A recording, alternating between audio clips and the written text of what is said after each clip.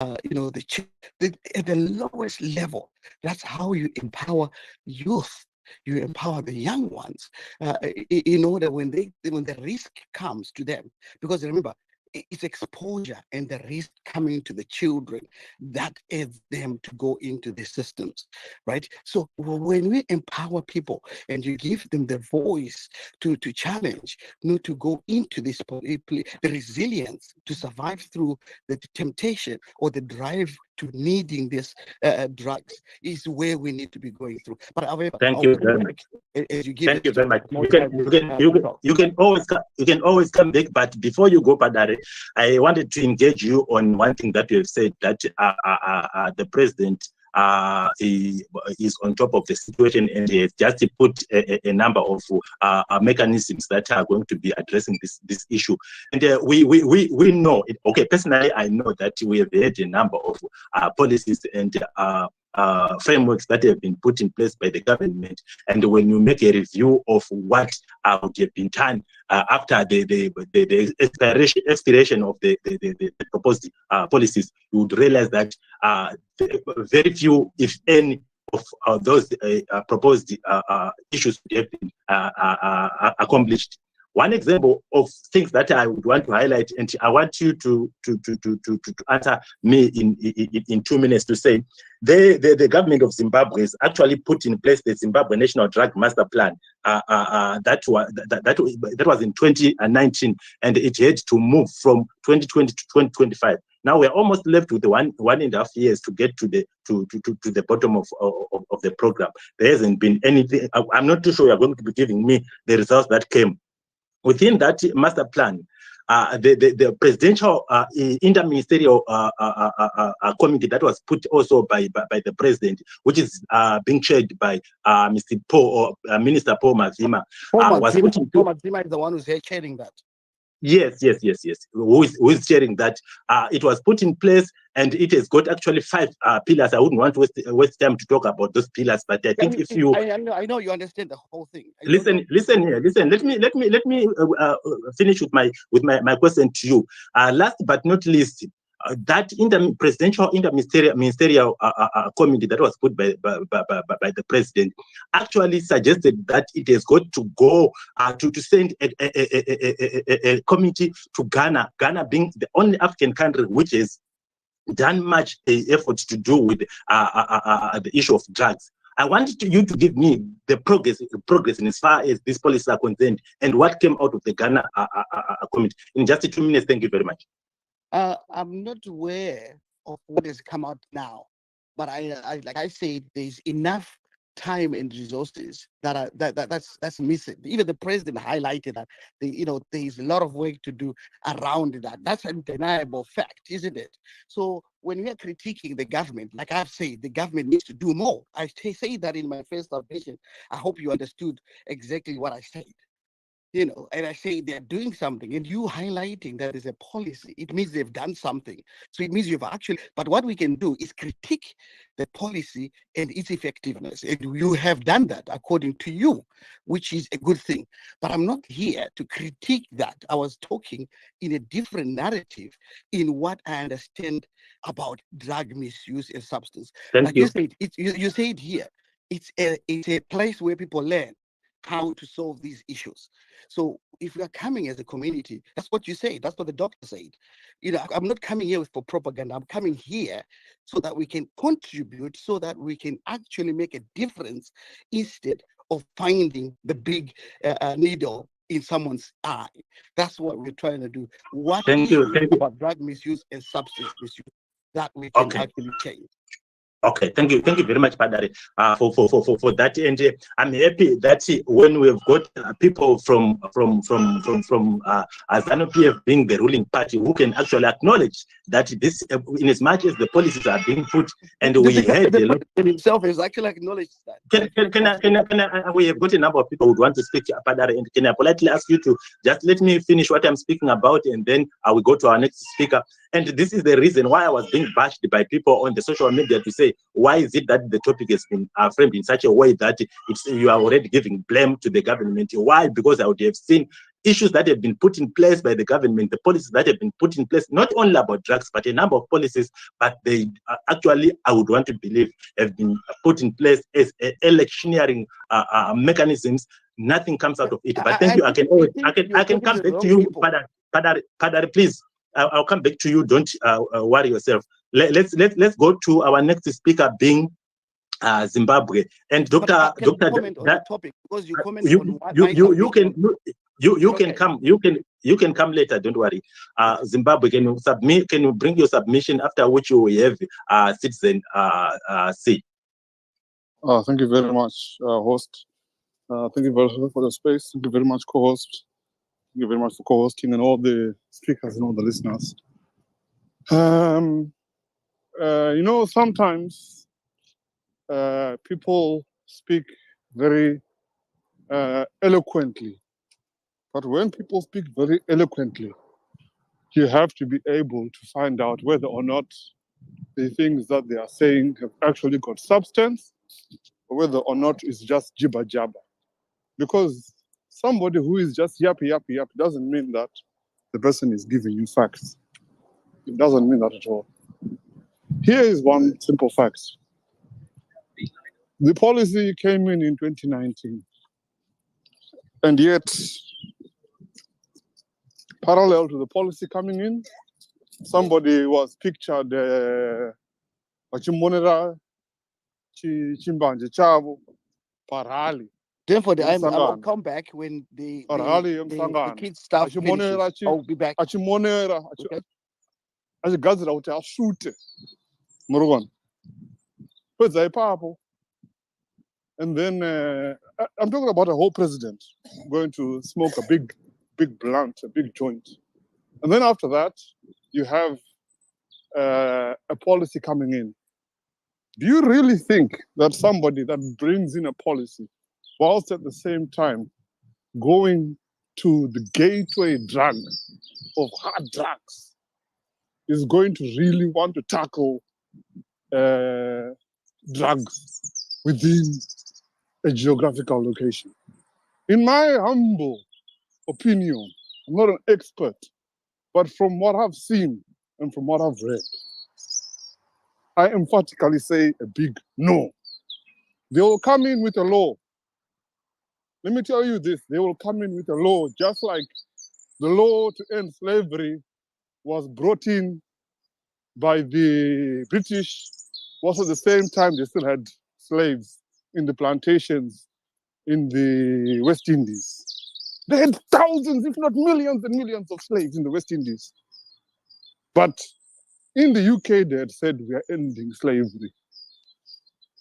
In America, the same thing happened. And yet, blacks were not free. They were promised, we're going to give you this. It was written in legislation, but nobody got anything. This is a fact. This is exactly what it is in Zimbabwe when it comes to the drug laws. The laws are there, but the will to enforce, the will to actually do something about it is not there. I'll give you somebody who did something about it, tangible evidence. The former president of the Philippines, Mr. Duterte. I will not utter what he said because it was very vulgar. But the after effects of what he did until today has got a lasting legacy. Yeah? He came out and said, this is what I'm going to do. And he did it. I'm the same person who said before that those who are looting are very fortunate that they're not in China. Many people are joining up with looters. People who are here on these spaces, they are joining up with looters. I was amazed to hear the president of Zimbabwe uttering similar words to what I said when he said those who are looting are lucky they're not in China. Me, I'm going to land there and say, in all seriousness, the government of Zimbabwe, which is ZANU-PF, ruling party right now, they've got nada, nothing. They've got no interest in tackling drugs, especially when you hear one of their biggest cheerleaders saying, go after the small fry, leave the big fish. Wow. I'll end there. Thank you very much. Thank you very much, Zimbabwe, and I understand you are rushing to work. Whenever you got a chance of just sneaking in, we need your brilliant ideas, and it's something that we need to really highlight and say as we are speaking here. Please, if people haven't got much to talk about. And if people would want to speak things that are no relevance, and when I'm saying this thing, I'm not talking about it, what has been spoken before, but I'm only saying we are speaking of things that have got to shape our country, and we expect people to respect our show. Thank you very much, Dr. Amaifa. I think you've got something to speak, after which we'll go to Citizen. Thank you. I'm going to go. Thank you very much. Thank you. I want to thank Mkoma Zimbabwe for his submission. I also want to thank Padare for his submission. You know, it's two different things. Having a policy and its implementation. And Zimbabwe, since I was born, or since I started knowing what I was doing as an adult, has been very good at writing policy documents. But the implementation is where the problem is. We might waste millions of dollars to say we are implementing a drug policy, blah, blah, blah, but there is no project monitoring. There is not even orientation on how to implement it. So how is it going to work when people are ignorant of the policy? If you ask most of the concerned citizens in Zimbabwe, they don't even know the existence of this policy. And there are no tools put in place for its implementation. So that's where the problem is. And I'm talking from experience. My own blood brother was the chairman of the Land Tenure, commission in Zimbabwe. He was paid thousands of dollars then as a professor in agriculture to do that. But was it implemented? No. The politicians went to do their own grabbing and their own, style of doing things. So let's talk about practical things. What has the current president done? And one thing that I want to mention here, that I've seen on Twitter, that I've seen on Facebook, if I am the leader of a family, I bring in gunmen, I bring in thugs to my home. What do my children see? What is the country seeing? You see somebody at the state house, maybe a prophet or so-called prophet, the next thing is the one distributing drugs. So how are things gonna change? I'm not mentioning names because I have no evidence, but that's what I see on social media. Follow Never Masquera there on social media. You see it all names being put on the table. And some of it, I have every reason to believe it. Because if I see somebody pretending to pray in tongues and then they are saying, hey, Bondi Raka, Bondi Daramba, and I'm like, Jesus, is this where we are going? Thank you, Mkoma Denford. Thank you very much, Doctor. And it's something that is so appalling, and sometimes we need to be very, very, very careful as Zimbabweans to say where exactly do we want to drive our country to. And as I also said in my intro, that we have got various stakeholders that should participate in shaping our country and actually eradicating this prevalence of drugs in the country. Citizens themselves, we have got power. Unfortunately, our powers are muzzled by the government, which is so ruthless. We also have got these churches. We also have got non-governmental organizations. They need to work extraordinarily hard so that our country come right.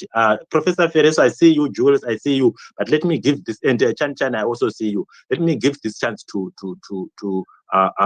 Citizen. But when you are giving your submission, Citizen, what comes into your mind when you see mai vachibuda misodzi vachichema paTV vachitaura nyaya yekuti inini I've just lost my 3 children through drugs, and andifuna ukuthi anything. The reason why I'm talking about this thing is Dr. Maifa has spoken about the issue of rehabilitation centers, which are so prohibitive as far as accessing them is concerned. The country doesn't have any institutions that can rehabilitate our victims of drugs. But go ahead, citizen.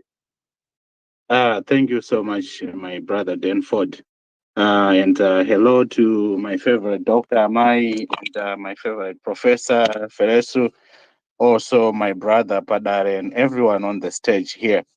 It's great when we come together like we are doing, particularly for a problem like drug abuse. I know that we are looking at a big elephant and everybody is focusing on one aspect, whether it's law enforcement, whether it's the health aspect, whether it's the psychological aspect. So when you see a mom saying they have lost their child in high school, it's traumatic. It's heartbreaking. And unfortunately, this is something I just don't get to see on TV. I work in hospitals here in America, and my drugs are a big problem.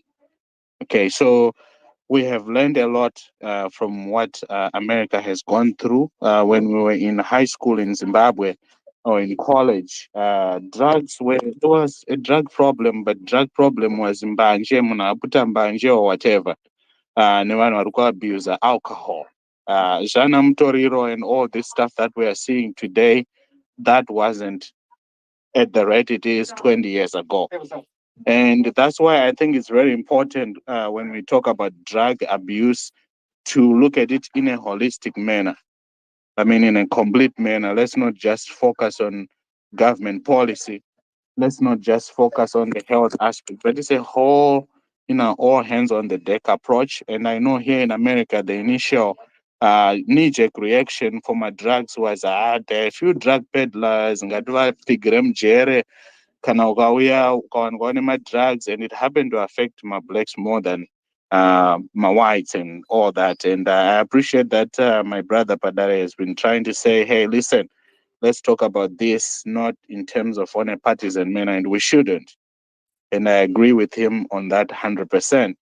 So I'm saying that to say, yes, there is a criminal justice aspect where if you are selling drugs, kuma teenagers are who high school who don't know any better, you are killing their future. You're killing them because it transitions from just a recreational thing to a medical issue where these kids become dependent all their life and you are shortening their life expectancy. So that's the criminal aspect, and that the government can address. However, drug abuse gets to a place where it's now a medical condition for those who are affected, where they become dependent, where they can't do without taking the drug. Sometimes, I have seen people here who take heroin, and if they don't take heroin for a few days, they come in, they're sweaty, like you're like, what's going on? And sometimes they go into cardiac arrest. So it becomes a medical issue. So my American society has realized that it's not just a criminal issue. It's now a medical issue where, like the same way we know in families, anyone who are alcoholic, and sometimes it's genetic. So those aspects come in. I'm just trying to say to everyone, look, let's not be simplistic in how we look at this. Let's look at it holistically. I think that the government obviously has not done enough. And I think that society, civil society, my churches, my political leaders, my families, everyone, we need to come together so that we nip this in the bud. Because it affects every family. It's not about how rich or poor you are. The kids that are getting access to these drugs, they don't know no better. And it's not about this kid is from a rich family, this kid is from a poor family. It's just kids who are not supposed to be preyed on by my drug law. So that has to be addressed, and all of us have to stop. I know some people obviously will want shielding from politicians or from whatever. So they're gonna line up with whoever is in power for that time so that they can get away with murder, they bribe my police, there's all kinds of stuff. I think that everybody has a role to play. The government, obviously, one of the things that they are supposed to do is the safety and security of all of our Zimbabwean citizens.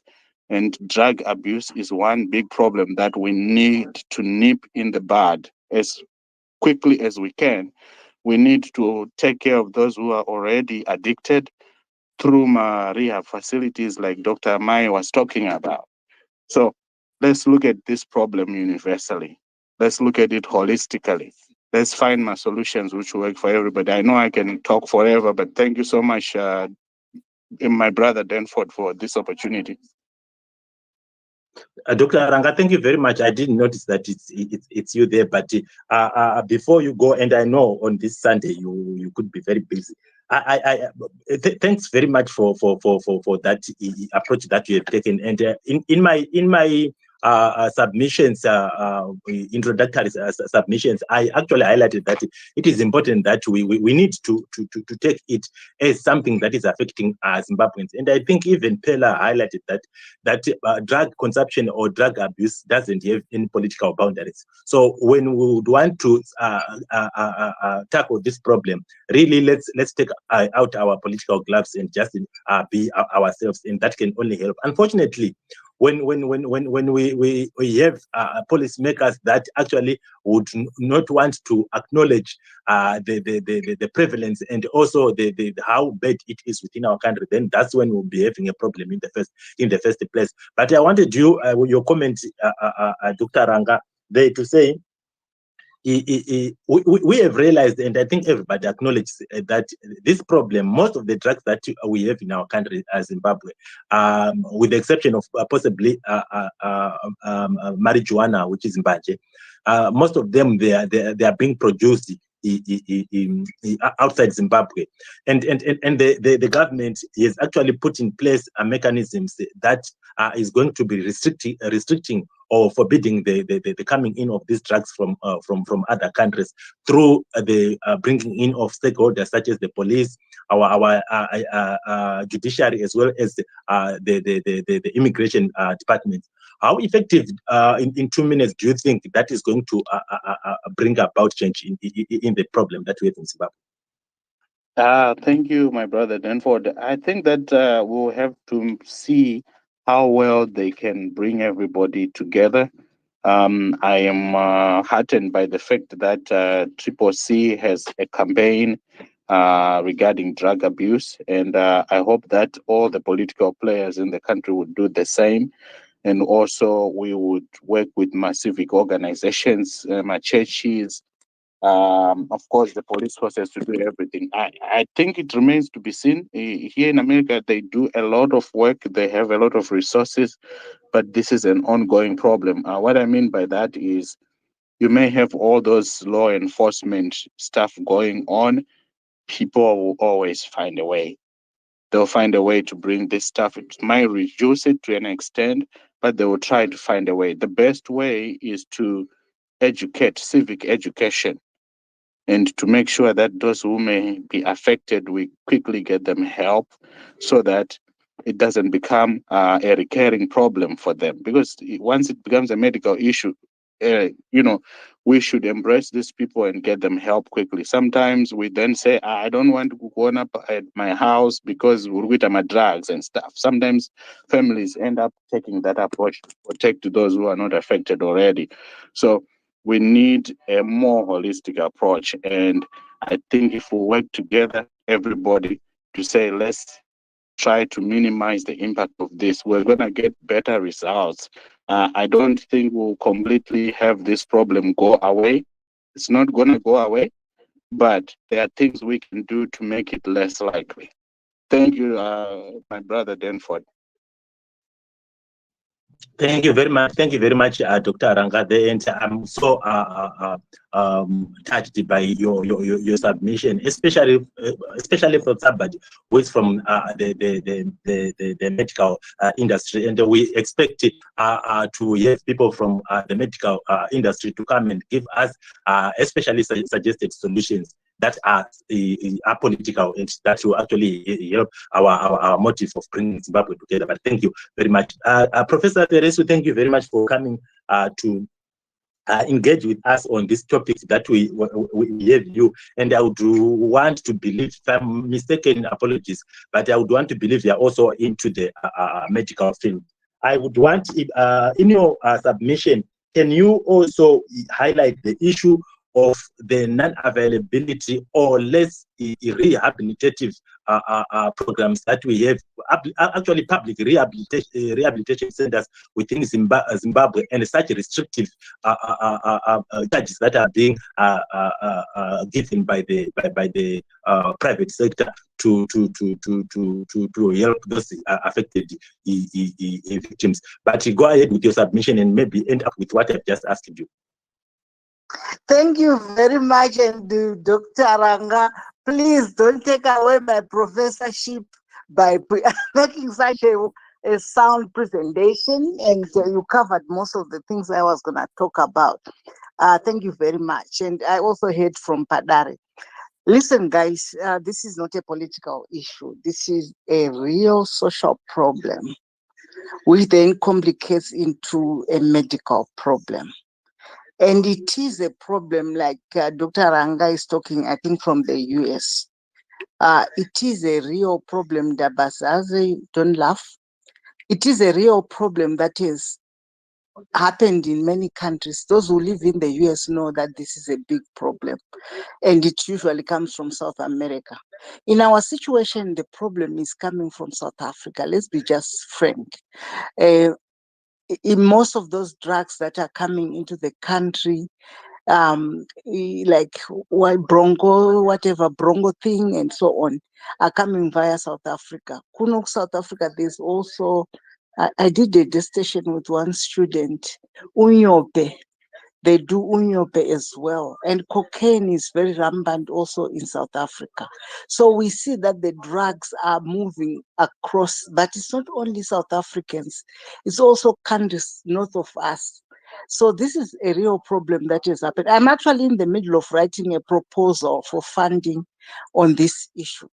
I talked with Kaseke. You know Kaseke? He was doing a PhD, and he was actually MDC linked, and he was working on rehabilitation. He went to do his study in Zimbabwe. He was actually doing some Facebook, but he has disappeared. I have no idea what happened to him. I know that there is a center as you go to Beatrice. There's a rehabilitation center there. I am yet to find out more. I think we need more. And as I listen to you today, as I'm writing this proposal on drug, it's drug abuse. There's drug use, as Padare said, then drug abuse. I've written several articles for methamphetamine use in the VA in the US. I was in Nebraska. So it's an area, and also I did some for Indiana. It's an area of my interest, and I'm here mostly to listen to what you guys are talking about. You might want to change your heading to say drug abuse in Zimbabwe. How can we mitigate it, or something like that? Because the title makes it political, yet this is not a political issue. No, sorry. Excuse me, Professor. I'm very sorry. I'm going to stick with my topic, unfortunately. And this is what I've just seen. Okay, David. Okay, I hear you, David. I hear you. You and I are not enemies, remember? So I hear you. I hear what you want to attract people. So I understand what you're doing. So anyway, what I wanted to say was, this is a big issue. It's a family issue. You know, you think about the tree. It starts with the individual, into the family, then into a community, then into a society.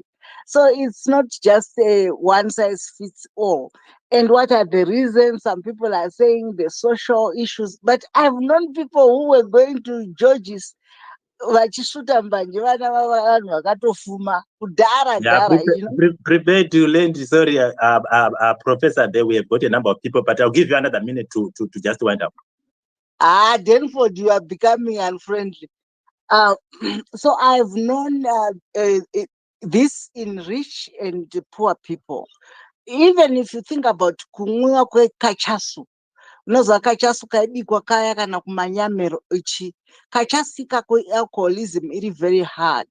So we have had this problem. It's become worse. So the idea is, how do we mitigate this situation? How can we assist people? What is it that needs to be done? Which is exactly what you are talking about. And I've given you one rehab I am aware of. And so we need more. Thank you. Thank you very much, Professor. We as long as we've got a slot for people to speak, you can still remain there, and then we can come to you. I acknowledge the coming in of Sandra Daba Magneto. Thank you very much for coming in, and I will say that I'm not, unfortunately, going to be taking my government with soft gloves, because this thing that is happening, we have had, like I said before, we have had a lot of policies that have been put in place by the government, and it is not only about drugs.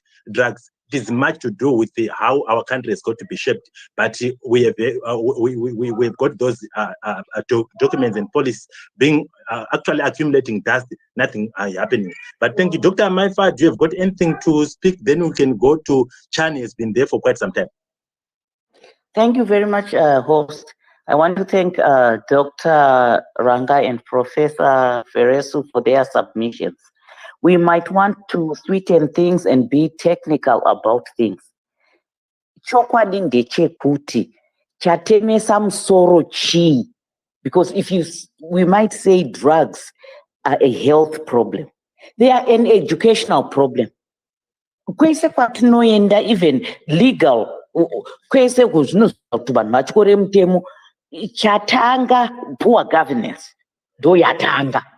Then the issue spreads all over the place. Yes, it's now a health problem, but had we had a government with a good legal system, with a good,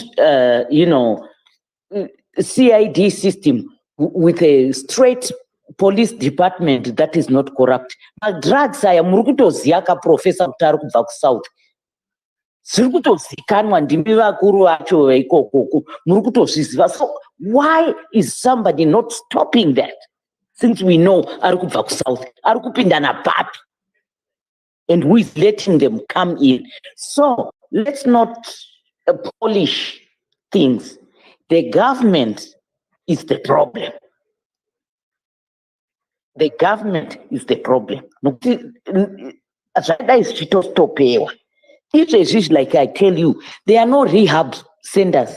When icho chiri kutaurwa naDr. Ferris chiri kuBeatrice uko, zviro zviya zvakangofanira kuti unongoona pane kachimubhedha, hauna chikafu, hauna anything to occupy your mind. You know, if you have a bad habit like drug abuse, you must be taught a replacement behavior so that you don't go back to that bad behavior and mad drugs. What are you now focusing on? I can take my obsession on drugs to maybe playing darts or doing something else. Akuna replacement. That's not rehab. Thank you, Mkoma Denford. Yes. Thank you very much. I think personally, I will tell you, I think I'm so much appalled by what has been happening in Zimbabwe. And like Dr. Ranga is just said, we need to be very holistic as we are speaking about this subject. It is something that is imperative and let's take out our political gloves, because the problem with our politics, with Zimbabwe's politics, is it has actually killed everything. From economy to social issues to anything has just been polarized. And then how are we going to be solving our country? I see you want to respond to Professor. I'll come back to you. Let me go along with what I've just thought about. Magneto is going to come back. He's going to come. Pela, I see you. I'm going to give you a chat. No, it's Chan, Magneto, and then I will give Pela a chance to just speak your mind. But please, can we restrict our submissions to just 2.5 minutes? Thank you very much. Thank you very much, Denford. I myself am a bit different because I am actually a recovering addict. I was addicted to substances for a good 5 years. So I've lived in these circles. I have seen what it's about. I have lived in these communities. The good thing for me is this was in South Africa, not in Zimbabwe. But I just came back to Zimbabwe and I've seen that there's a scourge of this Mutoriro. I was actually hooked on Mutoriro. They call it crystal meth in South Africa. And I was also hooked on crack cocaine. Now, the thing about this issue is the drug dealers themselves are addicted to making money as much as the drug addict is addicted to the drug. So there's very, very low chance of stopping this scourge if we do not politicize it. Because for drug peddlers to see a market in any country, they need to approach someone in higher up to allow for these things to come in. It's not just the border official, it's not just your ZRP police on the road. No, there's someone higher up who authorizes these things to come in.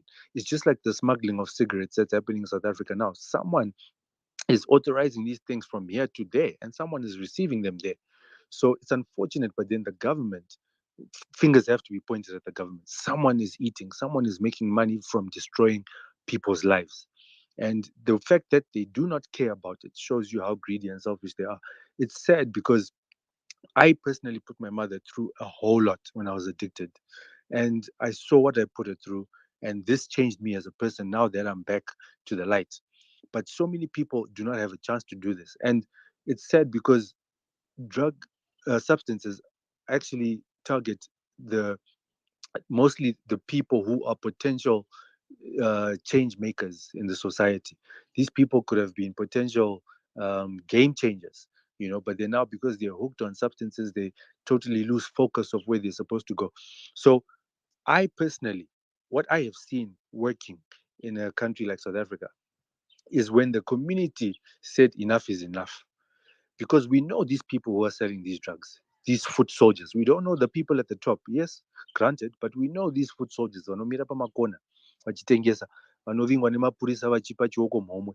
We know them as communities. As soon the once communities say, you know what, we are tired of our kids being put through this, and they approach these dealers personally, communities, not to put the law into their own hands or whatever, but to apprehend them and get whatever they have that they're selling and provide it as proof kune mapurisa kuti amubata uyu nezvinhu zvake izvi zvirapa. Once we start standing up as communities, this thing will never change, because everyone is eating from it, and there's a lot of money in this drug trade. I've seen it happen. I've seen the ins and the outs of it, and I'm speaking from personal experience. So we can never depend on our government, to be honest, unless we get a government that is sincere about taking care of the youth. Nothing will change. We have to rise up as communities. Thank you, Denford, for your time. So before you go, Chan, is that Chan, eh? Yes, Chan. Yes, Chan. But before you go, I just wanted to inquire from you, Kuti, and if you have got time, can you just also remain? I'll be asking you more questions on that. But I wanted to find out from you, Kuti, your rehabilitation first, did it take place in Zimbabwe or in South Africa where you were? And how much did it cost you to tapiwa urongoswa pana pane kusimudza ruoko nayo mana pana vanhu vakawanda imbomira shamwari Chan so how much did it cost you to undergo the rehabilitation? Just those two questions. Thank you. To be honest, Denford, I didn't want to focus on how I recovered because a lot of people might not see my way of thinking. I think Jules was there just now, but she left. But mine, to be honest, was what they call cold turkey, God's grace. I just woke up one day and I said enough is enough, and I really just put everything away. I had seen how much I had put my mom through, and I acknowledged the fact, Kuti, I've made my mother suffer. I acknowledged the fact that I made a lot of people around me suffer. I acknowledge the fact that if I continue with what I'm doing, I'm either going to end up in a grave, in a jail, or in an institution. So I was really honest with myself, and it's not easy to do. But inini dzanga dzitori nyasha dzamwari, because my whole family was praying for me because they knew the potential that I carry. the potential that I possess. They all prayed for me, and I just woke up one day, and it was a thing of the past.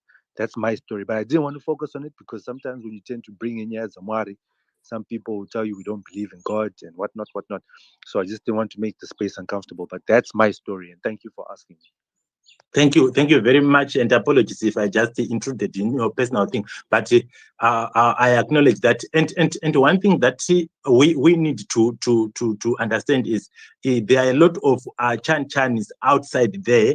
They've got their stories to tell, and when we come through on these platforms and we are being so sincere, we need to really know that some of these things we speak about them hypothetically, or in a theoretical way. There are some people vanenge vakatobatikana practically and zvakavatovabatira ivo or my family members avo. So as we speak, please let's be very sensitive of vamwe vanhu vanenge vakaaffectika mukati meupenyu hwavo. Guys, tinochienda pano kuna mukoma Magneto, and please let's restrict our submissions to 2 minutes, please. All right, thank you. Guys, I think for me 2 minutes might be a little bit short, but I'll try to squeeze in. Of late, I've found it so sad listening to Zimbabweans, especially on spaces, when we are talking about issues affecting Zimbabwe, for two reasons. One, we pretend to ignore the truth and we talk along political lines. So, two, I've discovered most of the people who are in the diaspora, who are maybe predominantly on these spaces, are out of touch with the reality. I was in Zimbabwe for the past 6 weeks. I only came back last week, and I'm a frequenter person who goes to Zimbabwe now and then. When it comes to drugs in Zimbabwe, people know who is selling drugs. People know where to get the drugs. There are two types of drug dealers in Zimbabwe. Especially, I will give the example of Bronco, Brown Clear. There are those who bring in Bronco from South Africa and they sell as wholesalers. And there are those who are runners who sell like small bottles. I want to give like an example which happened to me. 2020, just before the last lockdown, I was in Zimbabwe. I had flu. I was born and brought up in Warren Park. That's my territory. So I was talking to my uncle. I said, hey, I've got bad flu. I need some cough syrup. Let's go to the shops. Then he said, no, why should we go to the shops? And they're 27 Crescent. So we live in 8th Crescent. No, in 26th Crescent, sorry. So we went to 27th Crescent. Per number one, it was those who are in Warren Park. I want you to write down this address. There is a woman there called Shandi. Number 1, 27th Crescent, Warren Park 2. Her boyfriend is a commissioner in the police. She was a lawyer at that house. And she sells Bronco, all sorts of drugs. Patakashika pamba pacho, anenga akagara pasofa so, ari mumba, achitengesa nepa window. She asked me, do you want a full bottle or a half bottle? Because I had flu, to be honest, I don't want to lie, I had to buy. That's when I realized this is what's going on. And it was late around 10 at night. There were young boys around that house. And the boyfriend, who I think is whether she's a small house to that police commissioner or what, is a frequent visitor to that house. It's known in the whole of Warren Park. If you go to Maswera say never, list, he wrote my Shandi. No, it's actually the Shandi who is the dealer, but she's known and she's protected by the police. Then I spent 11 days in Bedbridge. I was clearing my car there. The drug laws in Bedbridge, and whoever wants to quote me can quote me here, I don't care, and that's the truth. Lana Kimbo Mohad. If you go to Kimbo Mohad's children, one of his, and 2 container ships, Pambapaki, he deals in cigarettes and he deals in the importation of Bronco. When Kimbo Mohad separated with his wife, was it Tampuzani Sam? He moved out of his house and he was staying with that son of his, with those 2 containers in the yard. And right now, as I speak, those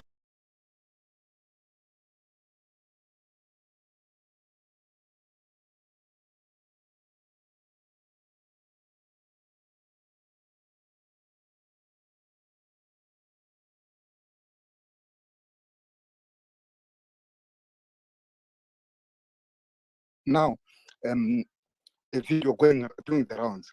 Fantan showing that Mutoriro. And who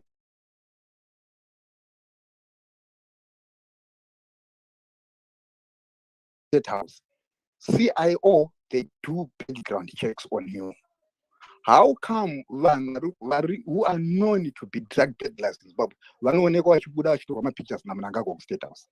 Is CIO not doing background checks on those people before they get to State House? Fundal is a permanent feature. Functions, but he's a drug peddler.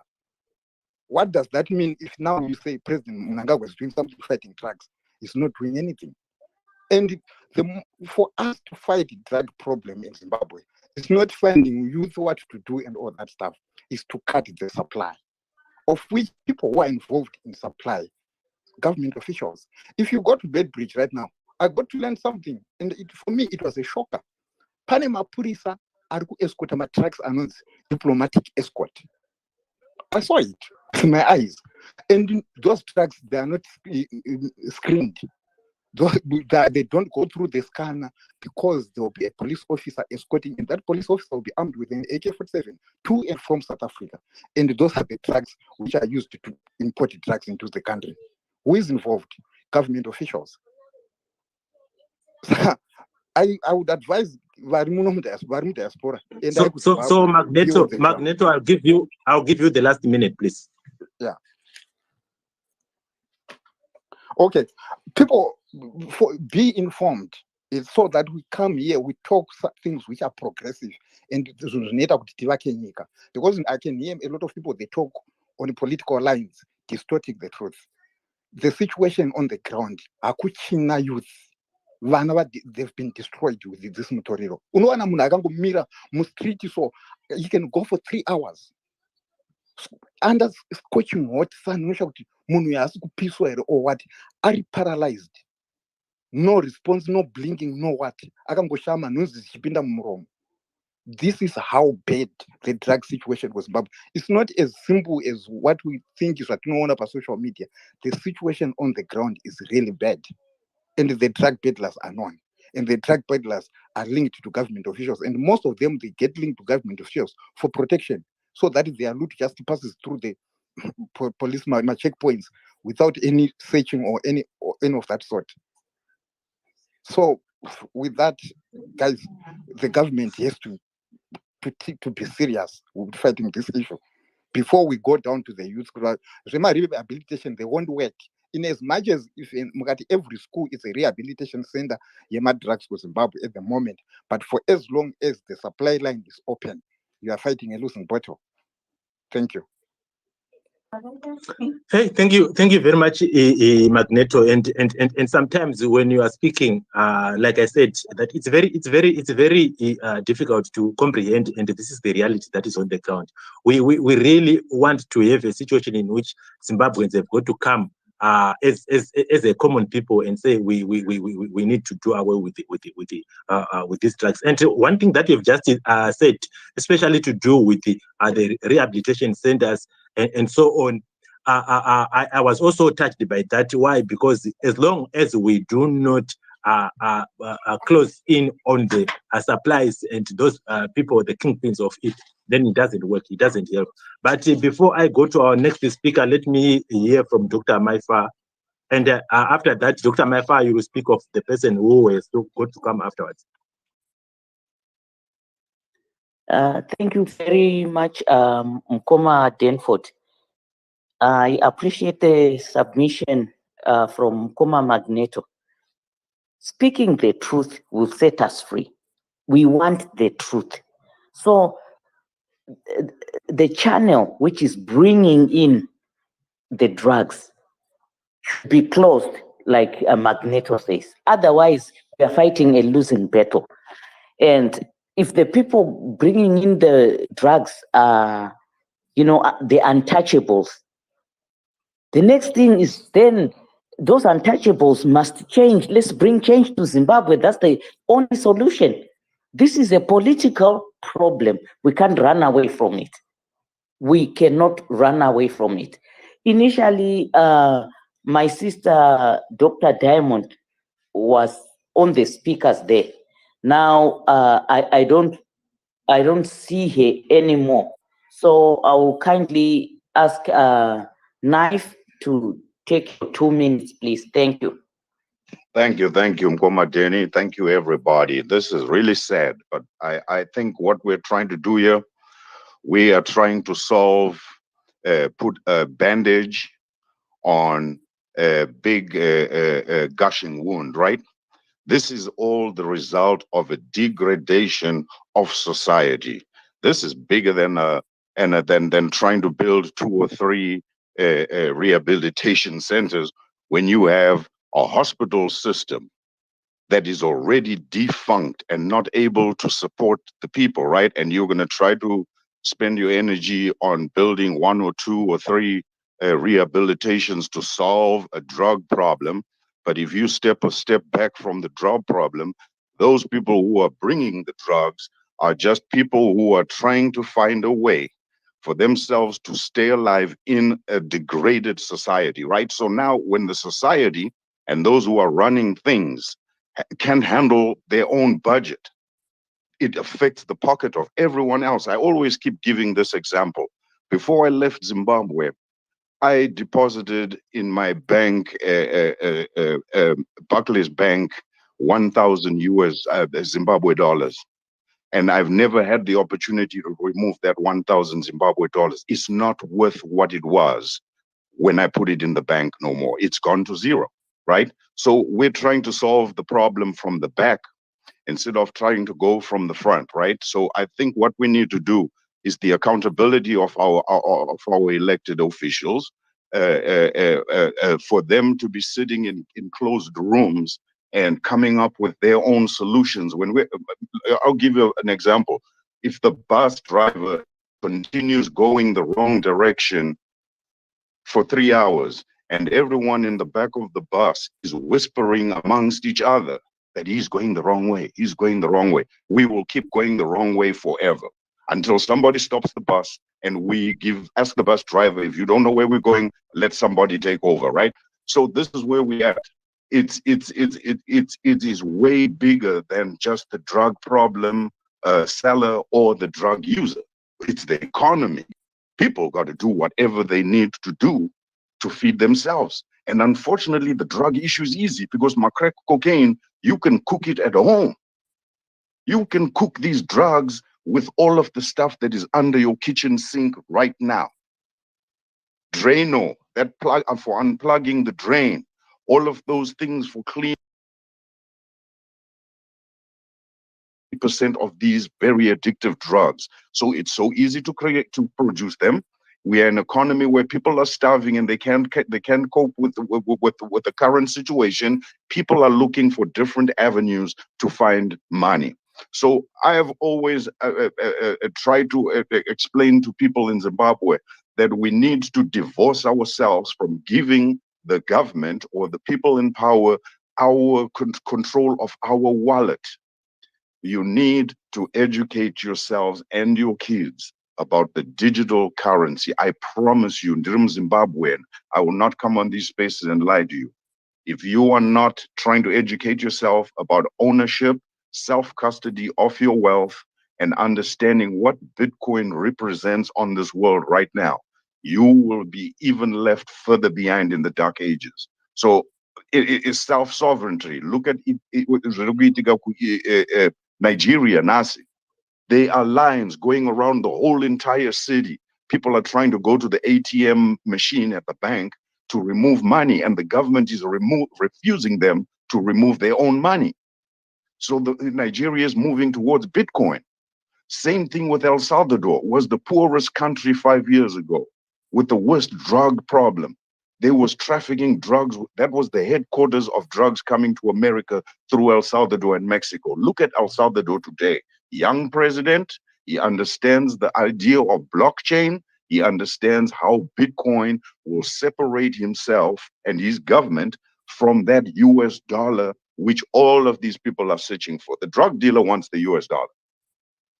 So, my friends and everyone who, if you are anyone who has an authority or something in this place, I think we need to spend more time in these spaces and be open-minded to opinions, because some of the solutions which we are imagining on our own, we lose sight of the bigger problem. The bigger problem is that we have been in control of the richest country on the planet. And right now, we are unable to produce food to feed our own self. Thank you. Thank you. Are you done? I was gonna give you another minute to just wind up. I'm done. Thank you, man. Thank you very much, Knife. I've realized that, Professor, you are there, and Padare, I see your hand up as well. Pela, I'll come to you. Let me give Ndaba the chance to speak because he has had problems with his network. And Ndaba, as you are giving your submissions, I would want you to delve into what Magneto has talked about, especially to say, we have the suppliers. We've got those who are bringing in the drugs, and unfortunately, those seem to be very protected. When they are protected like that, how are we going to make sure that those people are going to be made accountable, and then the problem is going to actually be done with once and for all? I'll give you a chance, and go ahead. Oh, thank you, Mkoma, for hello, everybody. It's a pity that whenever we discuss issues of national significance, we tend to run away from telling each other the truth. The drug issue is an international problem. We all know. But in Zimbabwe, it is a chief political problem, which we don't want to agree it is. Magneto stated all the things associated with the drug proliferation. It's like some people at the top control the industry. But you know how we are ruled. If you see police officers escorting trucks that are transporting drugs that is killing the social fiber, as we have heard, we no longer have youth. They have all been destroyed. But we have a government that is not even showing any interest to take punitive measures to nip this problem from the bud. I think the only solution we have is to vote the very government out so that we put our systems in place. We make the drug peddlers accountable. Because it's like ira mvura pamusana wedhadha. Do we talk about it without acting? Kebo Moati is a senior member. He's a senior citizen of Zimbabwe. But drugs are dispatched from his backyard. So if we say we've got shake buildings or these lower settlements where we think drugs are being sold, while at least we know the source, we are failing to point out and stand up against it, we won't be responsible enough to protect the future generation. Let's encourage our people and sensitize them that this government is unwilling to deal with the drug issue. Actually, they are the beneficiaries, both financially and politically. If you see in these rallies how the youth are drunk and the level of violence that is committed, particularly to opposition by the ruling party, it's pathetic. There is no sane youth who can beat a 70-year-old person if they are not drugged. So it's a problem that has got so many dimensions. On the one hand, they are benefiting financially. Secondly, they use drugs to remain in power, because once they drug those youth, the youth become violent to an extent of even killing opposition members. What kind of society are we? It's high time we stood up to protect our future generation. For now, I will end there. Thank you very much, Ndaba. It's important that we speak about that and candidly, so that people will really understand. I see our new speakers here, but let me clear the ones that I've seen here. Pella, I'll give you 2 minutes. Padara, I'll give you 2 minutes. Professor Ferres, I'll also give you 2 minutes. Pella, you can go ahead. Thank you, Danford. I think zvanaida kutaura zvabatwa naNigrkin anonzanina Magneto. Panyaya yekuti marihabi guys, imbofungai kuti dai vanhu vanga vachikwanisa kutora munhu wese ane problem yemadrugs woenda kumarihabi, angakwani here marihabi centers neproblem nekuwandisa kwaita vanhu. Tinoda kuita action iyoyo, ngative neprison 1 zihombe, munhu wese angori nechekuita nechemadrugs. Kuwana mungoona pane video yekuseculata yemapurisa anga yachinzi munhu wekusaningjo, mungoona kuti pane mapurisa ari kutenga madrugs. Kutotanga nemapurisa ivawo, vanhu vemutemo vari kuita ipapa pamadrugs ipapo. Basa ravo izvozvi kana wato identifyiwa, ngavabve, havakodzere vanhu ivavo, because panzvimbo kuti vasunge vanhu vari kutengesa madrugs, ivo vatori pakati pekutenga, ene mukoona kuti vari pavidhio. Saka tikatanga nekutobata vanhu ivavo nevari kutengesa kana 10, ngavasungwe vachinoiswa kuchijeri chechi vese ivavo. Iko zvinezvi patobuda nyaya yekuti vanhu vakembo, dai izvozvi pane vanhu chaivoka vanonyatsotedzera mutemo, vanonyatsokuva nemainterest evana vekuzimbabwe vakutoenderwa. Kembo is not untouchable. Iye kana Kembo anga achiziva is not above the law, kana anga achiziva kuti mwana wako ari kuita ende neposition yake, ndo vanhu vari supposed kungopa vachitobviswa iwowo pamaposition. Kutanga neivavo kusvika kune vachona vari kusupply, because tikatanga musakanganwa vanhu kuti pamadrug laws panogona pane madrug laws machinese chai, unoziva pane machinese madrug laws, panogona pane maindians madrug laws, koita mabhoyi. Problem ine vanhu vanosupply vanhu vakasiyana siyana, varipo vakatowandisa vakasiyana siyana. Saka vanhu ngatitangei neikaka kari mustreet aka, musatombokasiya kana kari kashengesa kana 5 ngakabatwa kachibva kanokandwa kupi kujeri. Kana Zimbabwe ichaita example muAfrica kuti kuZimbabwe nyaya yemadrugs haiiti, zvitori nani kuti tiite senge kuchina zvamanotaura izvozvo, because tinotoda action zvokuti hanzi rehab inobatsira chi. Tikada kuvatose kurehab ese anozara hatikwanisi kuisa, because tichisawa tiri kuisa kurehab ava vari kungoramba vachingosupply chete kuchange kunenge kuchiita sei kuchira vamwe. Saka solution ndeyekungoti atongobatwa chete ane anything chekuita nemadrugs ngaasatombopiwa kana bheo, ngabva aenda. Ndedai watoita nzvimbo chaiyo yekuita sei yekuisa yekuwaka prison yekuti vanhu avo vanyatsokukwana munhu wese ari pamadrugs. Saka ipapa mazita awanda atiri kuona ari kuseculata. Dai pane vanhu watotanga neiwo ana Fantani wachona, yaFantani yaseculata sei nanhasi achiri kungofamba yarakidzwa pachinyatsokuonekwa aine paketi. Ndakaona vhidhiyo sei achiri kufamba, why nothing is happening to him.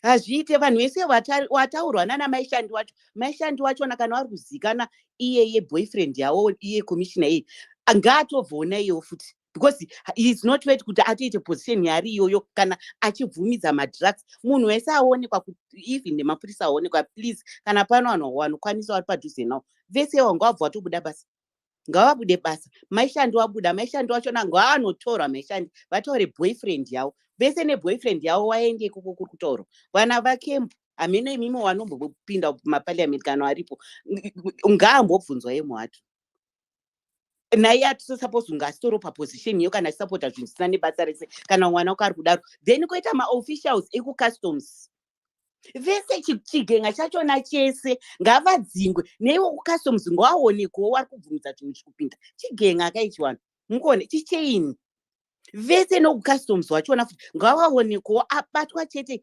vese.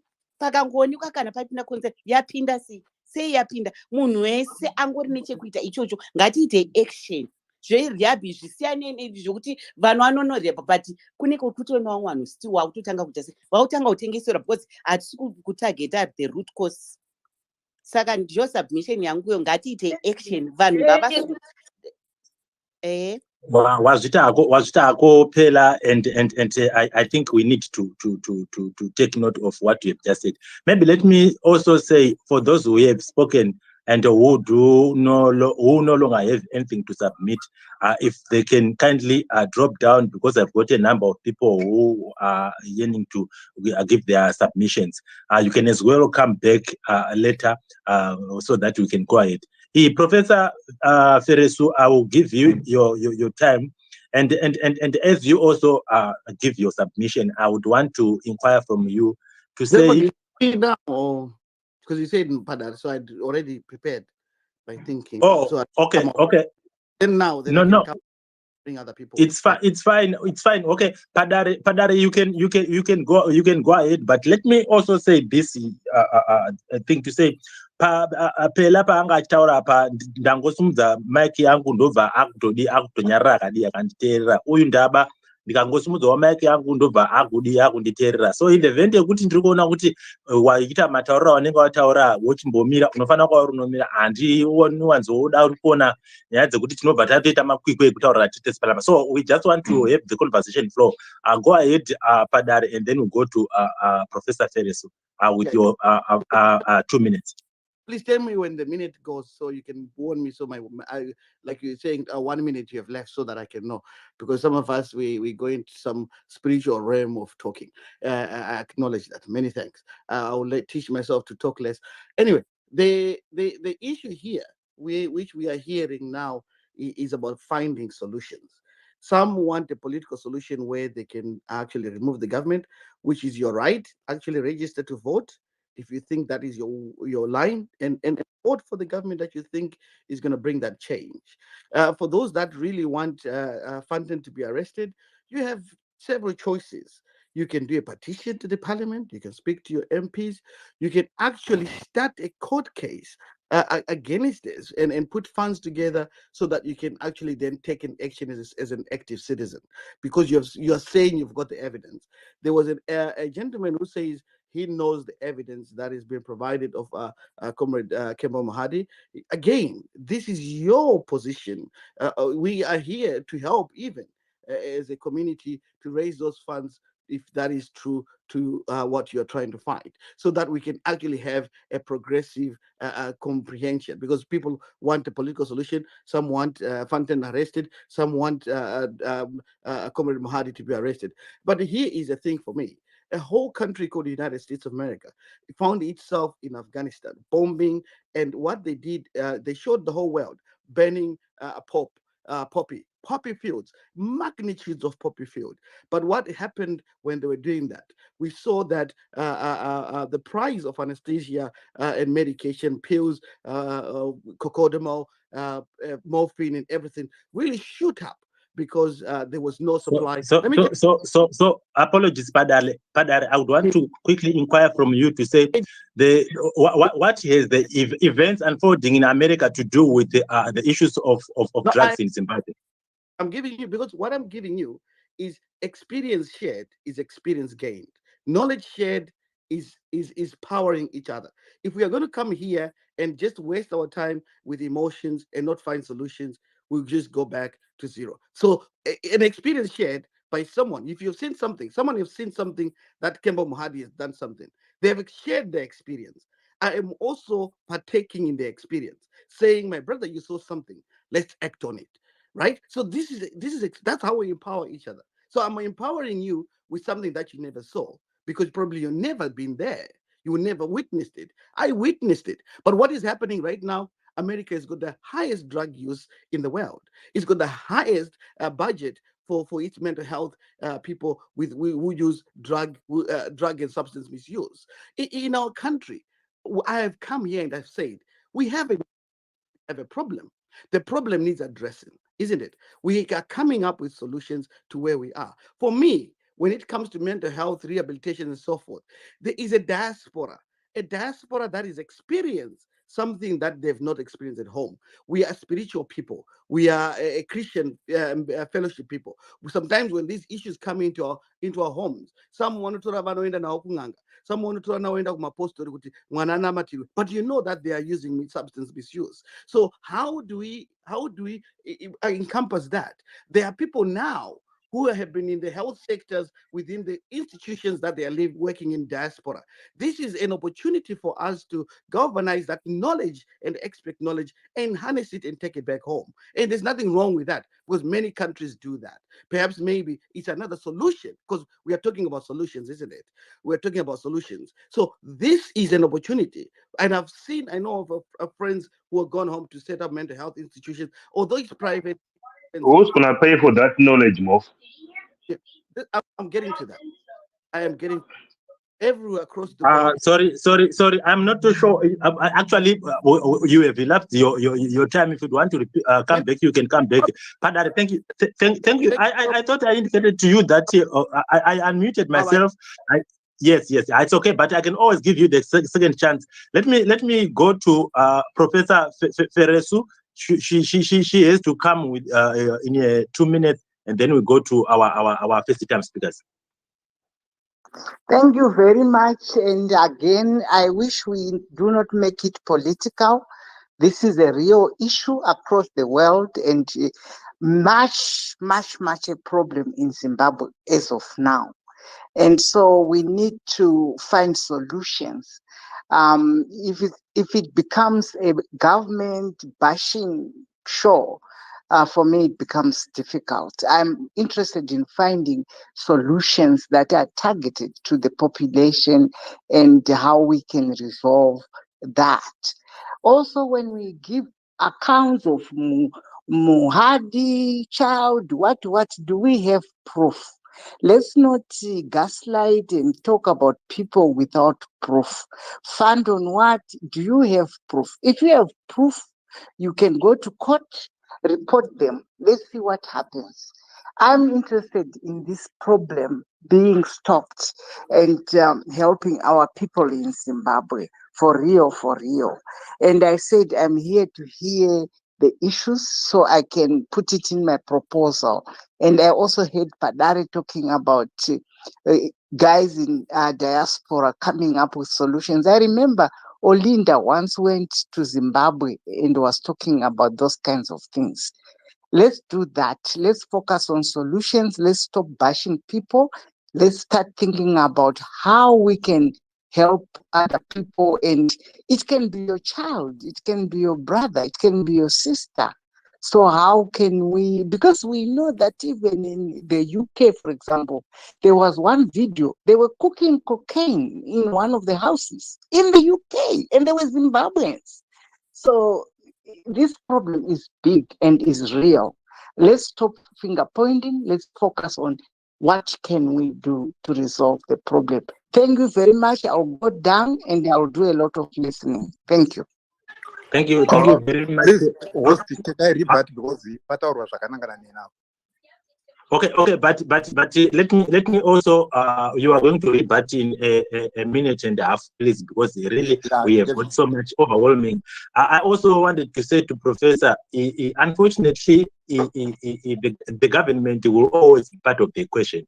The reason being, there's nothing that we can do.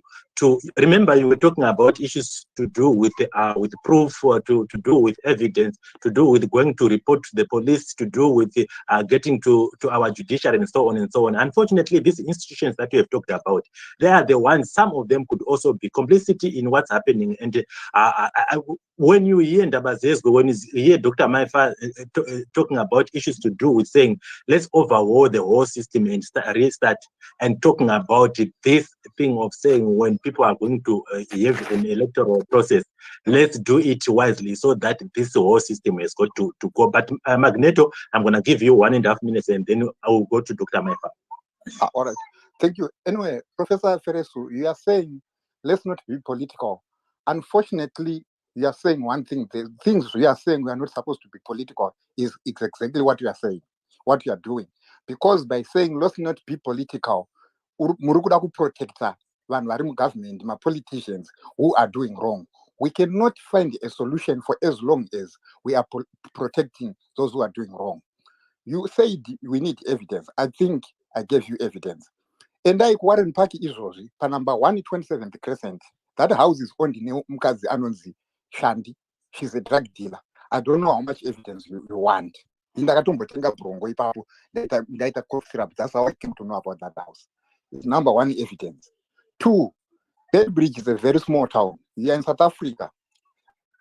You don't need, the moment you land paBedbridge border post, zunzava vanhu vanochinja mari vaya kuti nditaridze mababa pemwana wake Mbomahadi kana kuti munhu anopedhla fodya muno, the biggest drug lord muno Bedbridge ndiani, vanokuzwa kuti mwana wake Mbomahadi. That's evidence enough. I don't know kuti mada evidence ipi.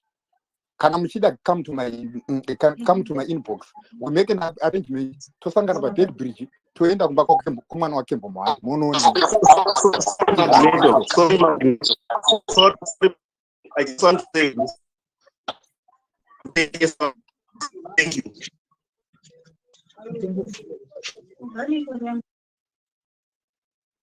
Right. Thank you very much, Magneto, and I will again repeat that for those who have just submitted and they would want to come down, we have got people who would want also to speak. Dr. Maifa, what's your take on the past three submissions? And please, let's give a chance to Tapiwa, has been here for some time. Yes, and Mkoma Champion was here. He dropped his back. He was here much earlier than Tapiwa. Thank you very much, everyone, for your submissions. It really boggles my mind whenever we want to find solutions for our beloved Zimbabwe. You find a whole lot of an academic, a whole lot of an adult talking about. Mkoma Denford, do you hear me? Yes, I can hear you. Go ahead, Doctor. Okay. Please mute your phones, everyone else. We were quiet when you were talking. So I'm like a whole lot of an adult, a whole lot of an academic always goes to talk about America. I do not like to be kutukwa platform, please. Thank you. Tisi kutuka, kutaura chokwadi. I'm also an academic, but I need to do things right. Give me the chance. I never interfered when you were talking. Right. America is not the standard for the world for us to be copying what happens in America.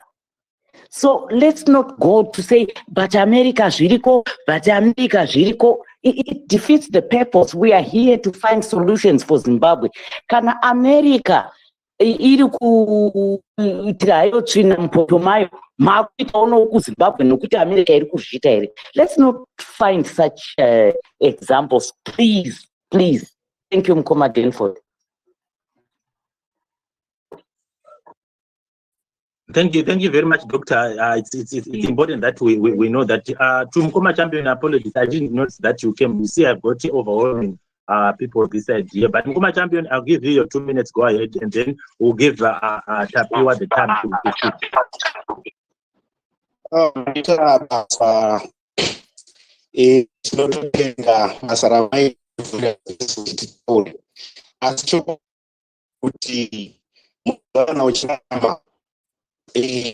Mari kunosapota aurai apa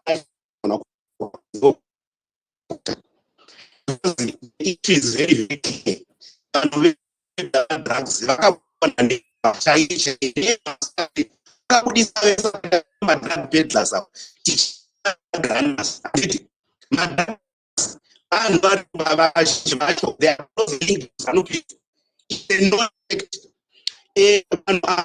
you want to know politically, you guys are ready the perfect mechanism of trying to prolong their Mkoma Champion. Sorry. Dr. Maifa, can you hear Mkoma Champion properly?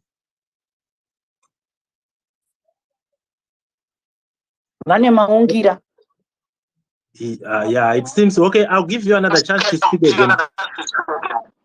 Let me just say a bit there. Thank you. Okay, thank you very much. Tapiwa, go ahead, after which you will give Mercy. Okay, we'll go to Jama. By the way, Tapiwa, thank you. Jama, and Mercy. Thanks, sir. I think the problem of drugs anywhere in the world, whether it's America or Zimbabwe or Zambia, I think it needs a multi-agency solution. whereby the pointing of fingers to say somebody is not doing their job or this one is not doing their job, I think that's you are starting on the wrong footing, because what normally happens in a standard society is that a society feels challenged by a new phenomenon, right? Let's say there's AIDS, there's an epidemic.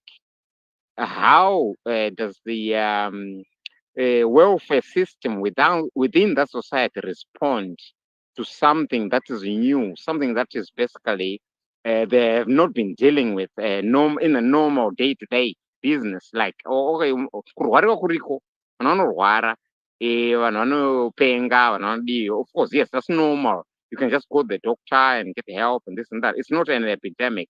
But if it becomes an epidemic whereby it's a sort of actually noticeable, like somebody has said, kuti anotoona mwana akamira for like 1 hour muzuva. That's not normal, and that's it needs intervention. But now the question is, how do you actually now trigger that system of intervention, and how do you actually properly, in a sober manner, without pointing a finger, without being angry, without trying to find out who is causing what. But the first point of call, in my opinion, is to actually understand the problem itself first. What is the problem? Yes, this is the problem. And when you look at it, Tapiwa. I'm making a submission. Can you allow me to express myself? Unfortunately, fine, yeah. it seems you seem to be speaking some of the things that I think okay. According to me, I would want to think that because if you say you first have to understand whether there is a problem. Of course, I don't think there's no one here who doesn't know that we've got a problem. That's not what I said. Actually, I didn't say that. I said analyze the problem. Then you can actually, yes. We have made that analysis. We have made that analysis. No, not you. All I'm saying, sir, I said multi-agencies. When I started my discussion, I said my contribution, I said multi-agency.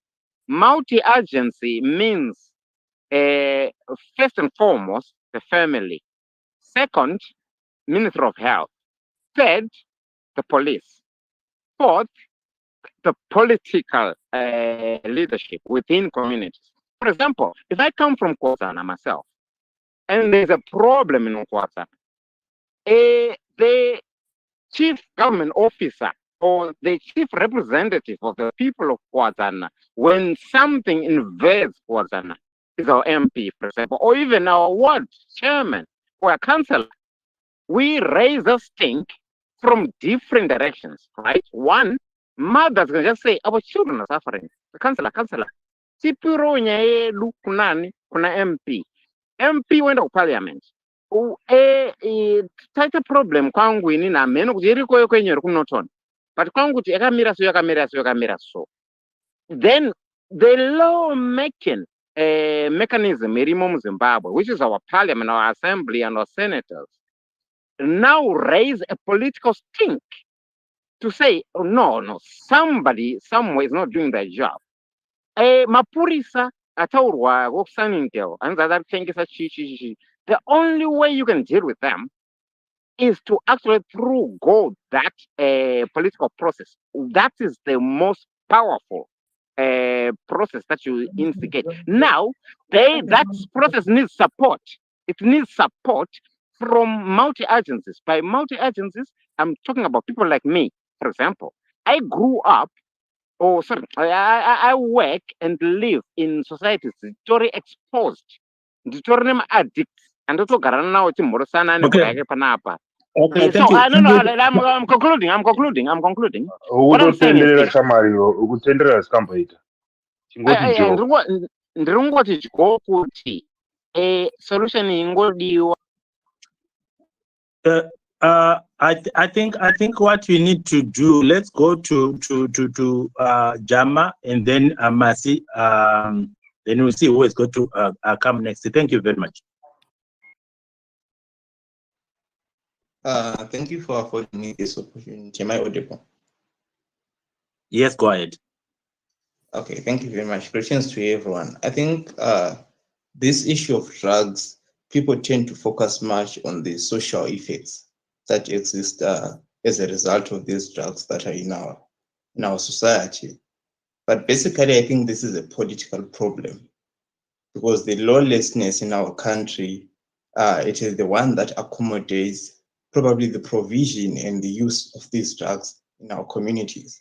So if we solve our politics, we'll be able to then come up with various strategies as to how we can then rehabilitate those who would have been affected by those drugs in the first place. So this problem is very political, and if we want to fix the issue of drugs, we start from politics. Thank you very much.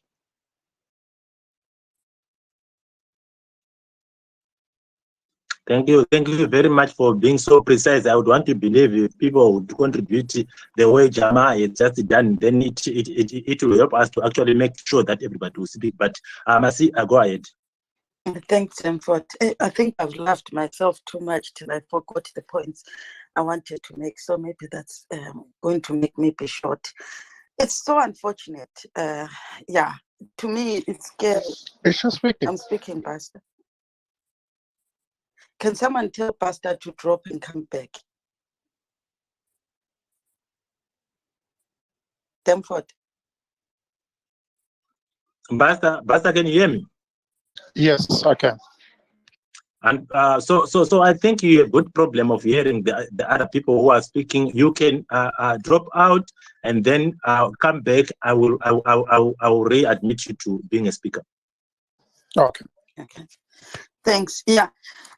For me, it's very shocking. And it's shocking because I can see it's done deliberately.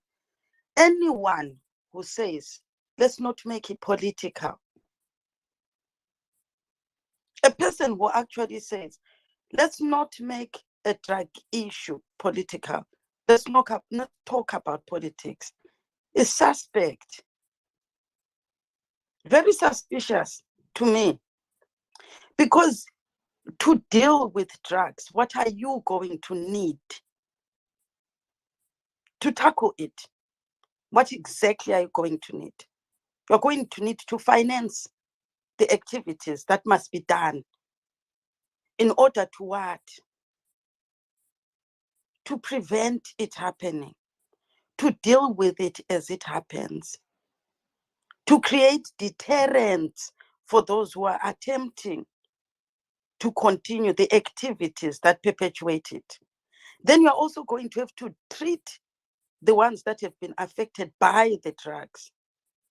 How are you going to do that if we are not talking about it politically? How are the funds going to be dispersed to deal with these activities? What programs are going to be enforceable if there's no policy or legislation, if we are not dealing with it? We are not talking about it politically. Who is going to make sure that it is done if we are not dealing with? Who's going to allocate? Who is responsible for that at an institutional level? Who's going to do that? Okay, who's going to be dealing with the programs that need to be done on a community level? Okay, on a provincial level. So this deliberate trying to coerce people to not talk about it politically is suspicious. Why would you say let's not talk about it politically when you know that it would need a lot of political activity to push it forward? Why would you say let's not talk about it politically? How are you hoping to get it done? Okay, the fact that we are gathered here and we are supposing what is the cause, we are still thinking amongst ourselves, how must it be dealt with? Who must deal with it? Shows that there is no government plan to deal with it. Because if it existed, it will spell out the pathways that Tapiwa was trying dismally to put into a pathway to do. A government policy would have set out what is the plan, for what issue, created timelines for when, started to create a vision for what it predicts must happen by when, by who. So since that doesn't exist and we are here, we are all of us just using our own thoughts, it shows that there has not been any government action that has created any pathway. So why can't we speak about it politically? How will it be dealt with? How will those policies be designed? Who will enforce them? Who will instruct the police?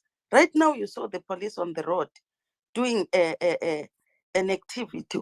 Who asked them to do it? Who's going to sponsor them? You don't want it to be spoken about politically.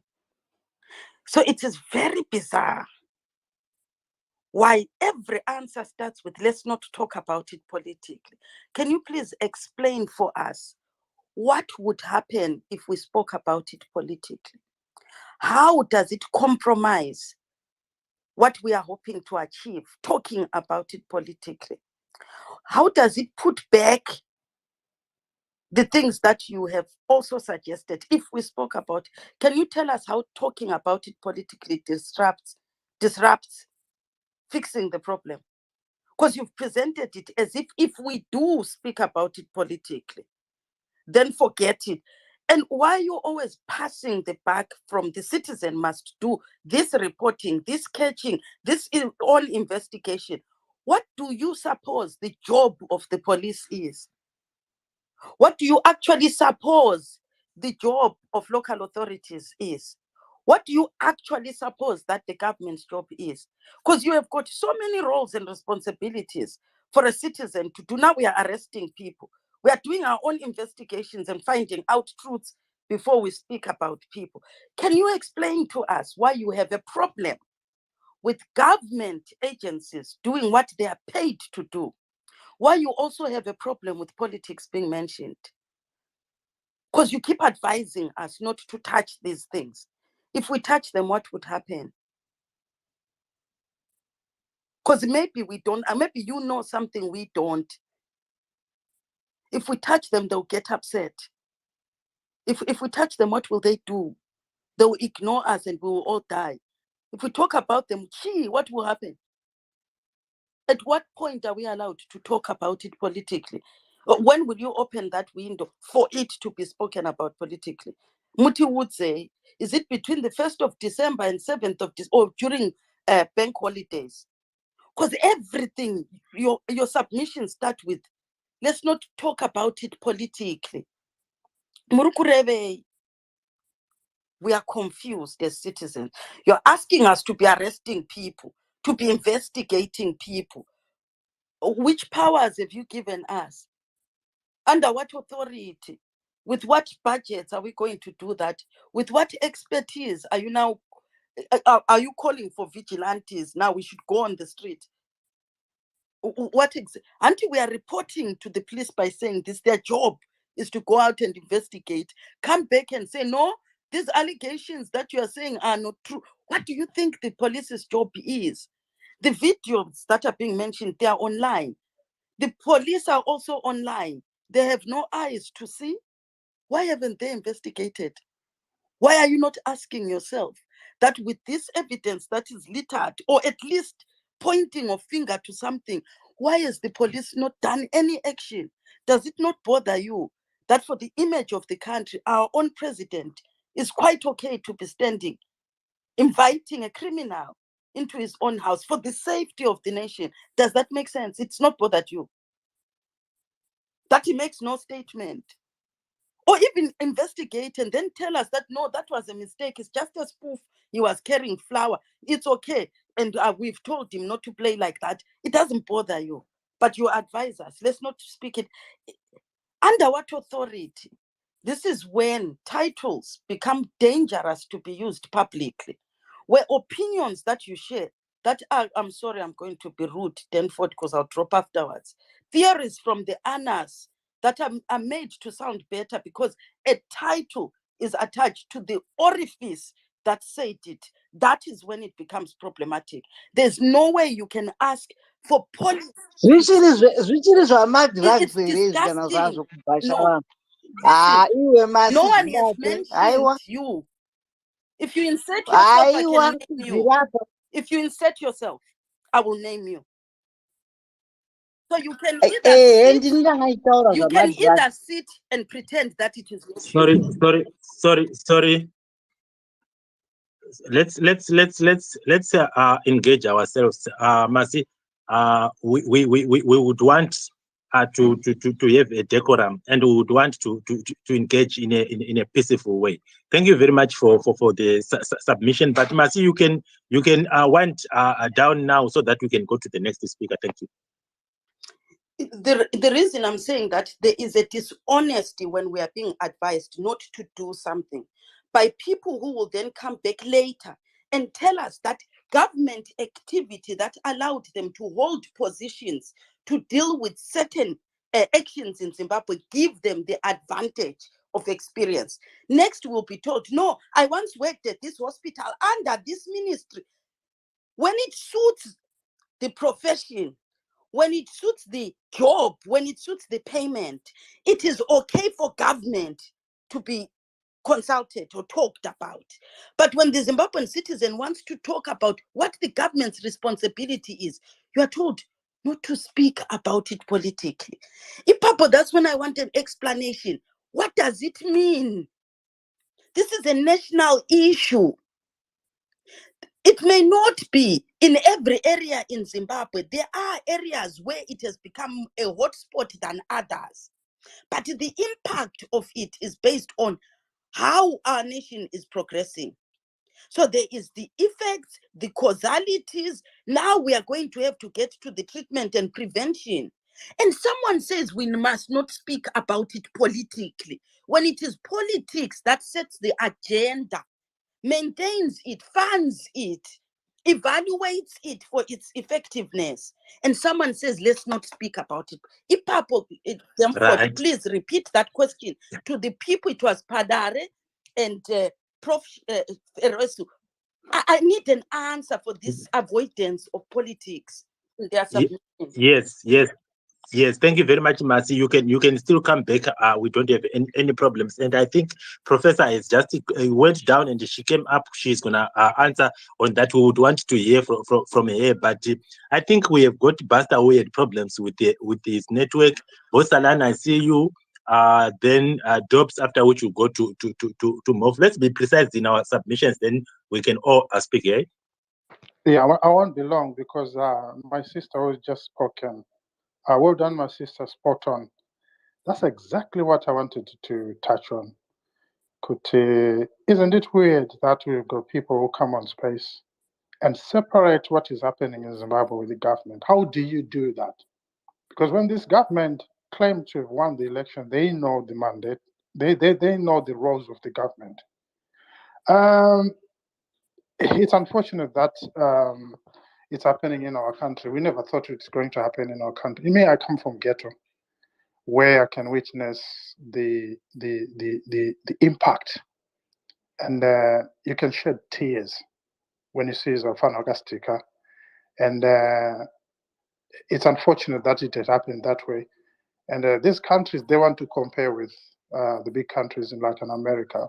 They've got resources. They allocate resources. Then they're struggling as well to fight this drug issue. But my question now is, probably if someone among you people got the answer to this, I would love to hear the answer. Why is it happening at this fast rate?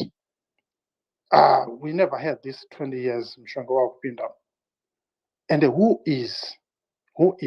Because you cannot tell me there are no key players, because these drugs, they've got a distribution, they've got a line point A to the last user. There are some key players in between. And if you go in the communities, they will tell you some drugs. I mean, some of you guys have mentioned few individuals, but I don't attach those small fishes. But we're talking about the big fishes, because surely This issue has been going for quite a long time, and we never had a statement from our government. We never had an attempt.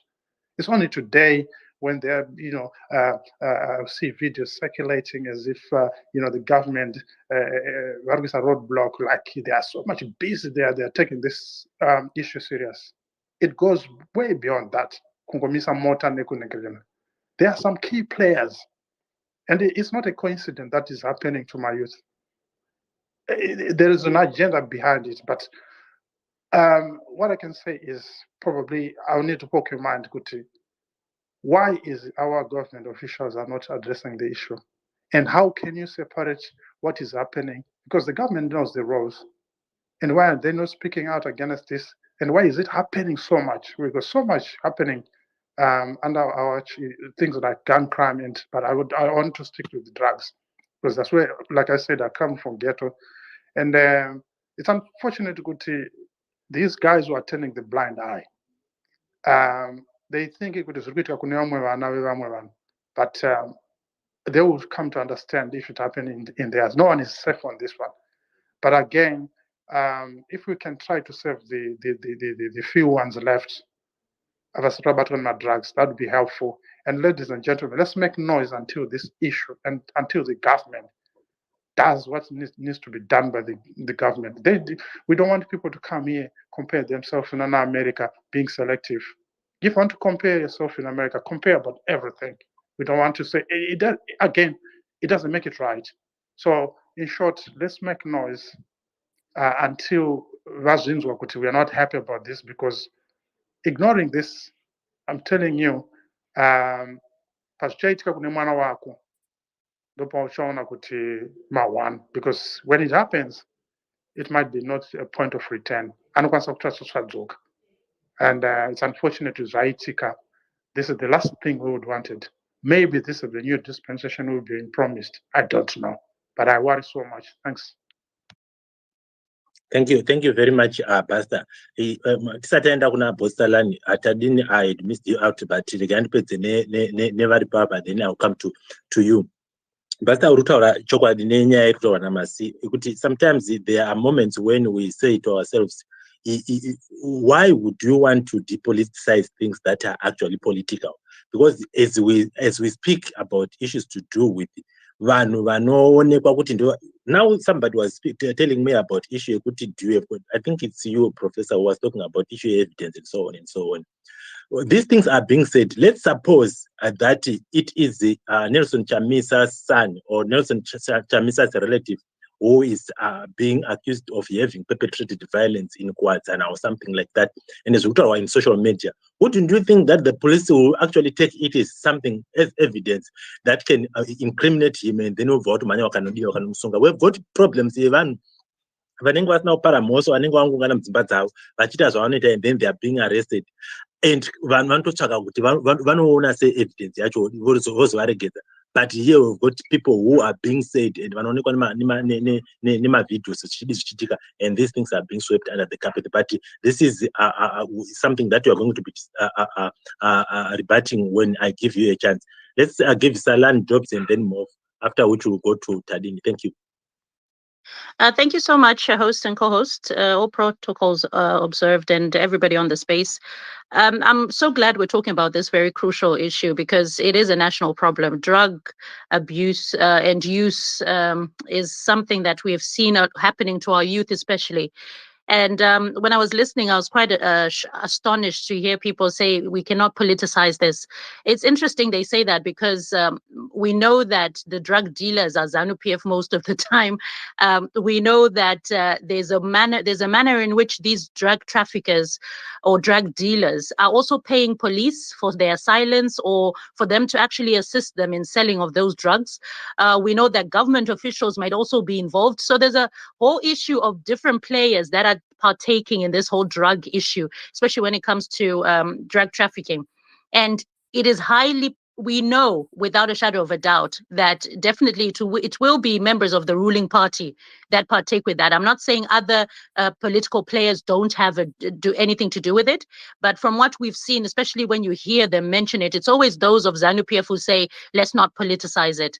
And the funny thing as well is when they start to mention examples about America, why is it America gets mentioned when they want to make excuses or sell their propaganda? But when you see opposition leaders go to America or, even greet or engage with Americans, they say they're sellouts. It's quite hypocritical, to be honest, and they need to really rethink their strategies, kuchikoro chawe chiche ideology, because it's not working. Now, going to my contribution, you see, whilst Zimbabwe seeks a solution to this drug use amongst our people, right? The Zimbabwean drug laws are not helping. How are they not helping? The current drug laws, especially the Dangerous Drugs Act, Chapter 15, and I think the other one is the Criminal Code, Chapter 9, have been developed mainly to counter drug trafficking and diversion of controlled drugs. However, the things is they need to reform. Those laws need to be reformed drastically so that it enables people who use and inject drugs to seek, obviously, the help and services that they require without fear of criminalization. This cannot be done by the government. The government has failed drastically. Why am I saying this? If you look at the population of youth that use drugs, what happens with those who are drug dealers, they keep the youth in a place of where they're out of touch with reality. You see, instead of the youth developing and flourishing, having jobs, what drugs do is they alter their way of thinking. The things that they see as important. Instead of the youth's visual wanting jobs, they'd rather want drugs. And that also allows the current ruling government to be in power because the youth are not in a position to think for themselves, to think beyond that addiction that they have. So there's a bigger picture here where you see that this is where ZANU-PF wants our youth to be. If they wanted the youth to prosper, they would have services that help them to the services that help our youth to control their use or to even stop using drugs at all. But we don't see that happening. So all of it comes back to the point of why does ZANU-PF do anything? Or why does ZANU-PF do nothing? Is more like the question. They do nothing because it benefits them. It benefits their system of government. It benefits ensuring that they stay in power. The more youth are informed, healthy, thinking clearly, that means the end to ZANU-PF. That means youth wanting a better future, youth wanting jobs. That means all these things. And that is the biggest problem when it comes to ZANU-PF. Let's also not forget that it's the biggest money-making machinery. Drugs, even if you look at drug trafficking, it causes prostitution and all these other things that even human trafficking at times, there are drugs that are used so that, those who are human trafficked are not in a position to fight back, or that they're put in a place where they become victims and unable to free themselves. So all these things is quite dangerous, really. And it's so important that we continue to talk about this issue. Another thing we have to remember for those who are coming here and saying, oh, it's not a government problem or it's not let's not politicize it. That's quite funny. Because we look at the crimes rate, we look at the death rates, we look at the prostitution, all these levels, they are high. They are, you see the numbers of things of thefts and things. Many of those are attributed to drug users. So if we were to make sure that all these things are dealt with, we would be dealing with a bigger problem in our own society. And I truly hope that when people come here, you forget your politic jacket or put it on the side. Think about this could be your child. This could be you. You know what I mean? The moment you start to think like that and come away from your political opinions, I think we'll have better discussions and find solutions that will better assist us in the long run. Thank you so much, Demford. I'll land there. Thank you very much, Salani. And as you were speaking, I was just thinking to myself to say, when people are actually defending some of the things that anyone cannot defend, you start really to wonder. When I was looking into some of the drugs that are being peddled in Zimbabwe, I looked at one of it being crystal meth. they actually indicated that some of the effects that comes out of the consumption of such a drug is the damage of the brain cells. And just imagine what are the implications of a human brains being damaged.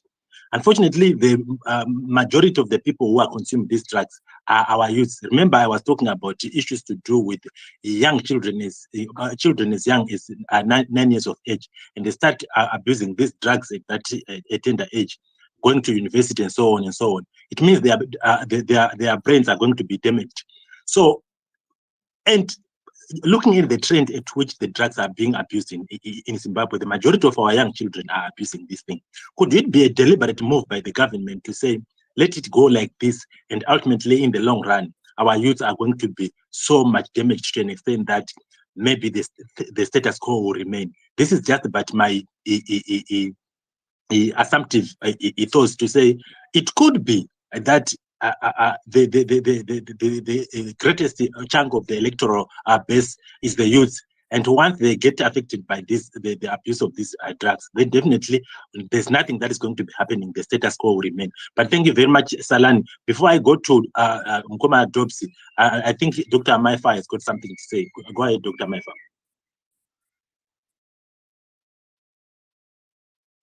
Okay. Dr. Maifa and Dona's very busy. Mkoma Dobsi, go ahead, Mof, and then Tadini will go. Sorry, I was failing to unmute. I want to thank Salani and Masi for their submissions. And here we have a problem, and it's a political problem. Let's not be fooled, or let's not fool ourselves. So let's tackle the problem head on.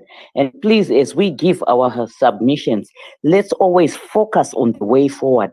How can we solve this problem? And I want even for us to look at our individuals selves to say, what can I do as an individual to help? Either you help your own family members who are already addicted, or in your community. Thank you, Mkoma Denford. Thank you very much. Mkoma Dobsi, you can go ahead. Many thanks, host and co-host. I do appreciate whatever you've been submitted, but any problem, we can't then, if it is a national problem, we can't exclude the government because it's there to be part and parcel of the solution. So those who say don't involve the government, I don't know their agenda, because even some of us are even part of that government. But we want solutions. That is the most important thing.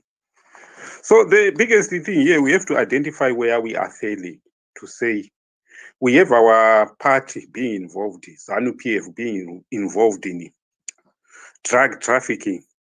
And this would also affect other countries because they are doing it right at the border, the Bridge border post. And it's the vice secretary of ZANU-PF.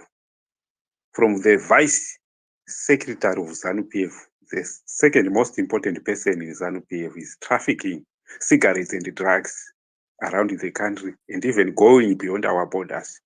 It's a big problem which we have to identify, to say we are not building a better relationship even with our neighbors. So this issue needs to be really tackled. We have our own police force. Instead, when we identify to say these are the suspects, we are accusing these ones, we give them video evidence. They go on the streets and just set roadblocks and start search.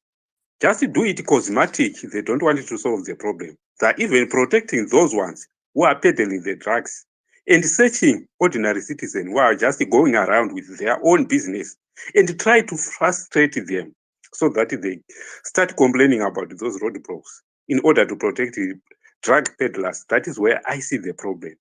For those who are saying, do you have any evidence? We have done a lot to collect those evidence. If we are coming with names and addresses, and at times video evidence to say these are the suspects, we have spent time and fortune to do that. Police have to act because we have supplied them what we can supply them. We don't have arresting powers for drugs. So we need to understand to say some of us, we are not politicking. We need solution for those things to be solved. So the issue here we need to continue raising the issue of drugs. We understand it's now being discussed in parliament and so forth. And we understand the way how the police is doing to say they don't want really to arrest those ones because they are enjoying bribe money from them or whatever they are going. The actual government don't want it because it's part and parcel. And even the ZANU-PF, they have got syndicates running those drugs. We had even independent member of parliament, Temba Mliswa, 2 months ago, telling them to say, we are aware of your syndicate, which is smuggling and distributing drugs in Norton. They did not challenge him to say, we are not doing that, because they know that such syndicates exist. So it now needs our president really to really look into it and direct it to so all those syndicates must be destroyed. If they can't do it, we are only left with one solution at the moment to say we have to try by all means to get rid of this government, which we know that is very difficult because it's a military government, and probably the military might be involved in it, since the CIO and the police have already we have already brought evidence to say they are really into it. They are collecting. At the end of every day, they are collecting something. We don't know whether they are the ones who are supplying them or they are just collecting the drug money. So solution for this is probably to keep on having this recorded space, sending them to wherever it is necessary for it to be discussed, even at stage level, to say we have another problem which is coming, which is growing in Zimbabwe. Thanks a lot, everybody. Back to you, host. Thank you very much, Chief. If you can go ahead.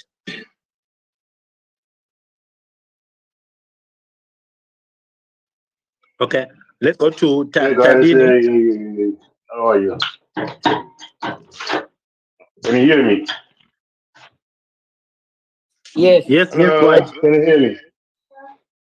Yeah, it's like I don't know why my Zimbabwean decided kutenderera. Iyi nyaya yemalines yakuti amukutaura, to be quite honest, vamwe takatombofamba naye and tinyatsokutoziva kana kuti munhu akambotora substance 1 week or 2 weeks, 3 weeks ago. Tinyatsokuona kuti awe akambotora and masigns acho anenge aripo. But then kune vanhu vanenge vachitaura evidence. Ndotakana kukudza kuti tarisai vanhu 3 vari kumusoro kubva pana ED koya wamunoti Guvel koya uyu mwamukutaura uyu. Munhu wese anozoti akafamba neline rorera, there's no way unotoziva kuti uyu anotora. Haufanirwi kuona munhu achitora, but character yemunhu neappearance yemunhu inokuratidza kuti uyu malines aya anofamba nawo. So chingodiwa ingori hurumende itsva. And I'm sorry kana maybe vanofanira kundinzwisa kuti zongwa ndofunga kuti dai Gushingo wanga wachiripo nometa nokushata kanga wakaita, but Gushingo munhu anga angori principled, haana mvura aita zvinhu zvinosemesa kudai sezvizvi. Ava 3 varipo pamusoro vagaizira, nhasi atingindi 4. 3 varipo pamusoro ivava, these are drug users, and you cannot have a president as a drug user, a vice president as a drug user, and another second president as a drug user. Then where's the commissioner, Matanga, is an alcoholic. Zvatofanana zvakadai so. So where are you going as a country? We are right in the deep end. Yokuti takapemberera n'anga dzinobata mai mazamu.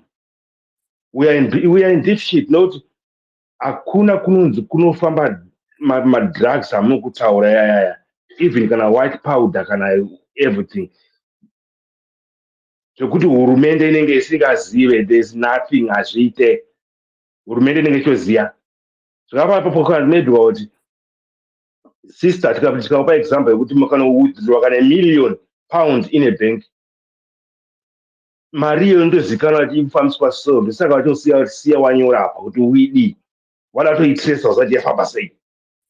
Saka nyaya dzemadrugs idzi hurumende inotariswa kuziva ari kutengesa wacho kana vanhu vakafana nana mukati chiko kamufana kanenge kanopenga kaka passion java koya umwe anombobuda chika zvinenge zvekupenga anotamba na passion java mumuti anoita dj vanhu kuti maybe can they be close to a sitting president ini kana vamugaba tinambva ndavaona vachiita vanhu vakadaro padhuze nomeita munhu anga akashata. Do you think passion java isibira pana mugabe on what grounds? Vesawa namakandiwa vesawa varimo mudhiriri zviri pachena zviri vanotoziva zipo paso but isusu manje mazimbabwe tikazvisekerera kune vamwe vanga vachida kuda evidence ava unogona kugara nemunhu the whole of 25 or 60 years muchigara mese kana semukadzi nemurume kana semwana nemukomana munhu iye achirwa madrugs but haumbofa wakamubata achirwa madrugs but unhu hwake hunongokurakidza kuti munhu pane zvaari kuita. Ndine muzukuru wangu wekuti ukamufondera nhasi ukamuudza kuti manheru zviri sei dzongo hakudaira anozokudayira mangwana anenge akasitika madrugs. Saka vesana padaro vakutaura zvinonzi haisi politics tasvika kumagumo wanoendai kunovhota rejisai kuvhota noti mukaregerera imbwa idzidzidzi vana venyu ndo vanoparara ende havachambova nezvezvi kana chimwe chembere chaiye chaedza vari mumakuru vakurova futi madrugs achino. Saka as a country munoenda kupi iwe monditaurira kuti waacquire knowledge iko kune madrugs enda kumusha kwashina unosevhisa and being paid what who's gonna pay for my services ndobhadhirwa maRTG aya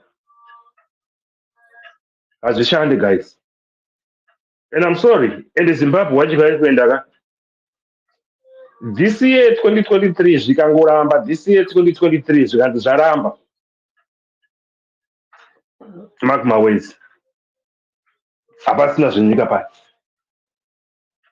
ende vamwe vanhu seche tichatokanganwa kunyatsatokanganwa kutoti vachauya kumusheko kuchimira vachigara ikoko isu tochigarawo kunoko then tokata communication zvikaramba this year zvaramba but we cannot lead those guys especially them three to be our leaders guys. Are you not ashamed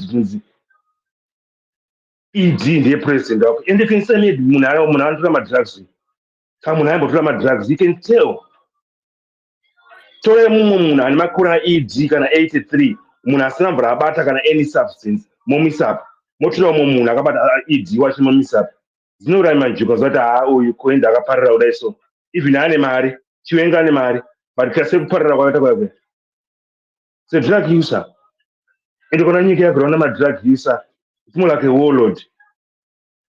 Tasvika kumaguma it's very sorry sometimes ndoanza kuda ngojunga zvingori straight anenge asingazvifarire azvifarira but chekuita hapana.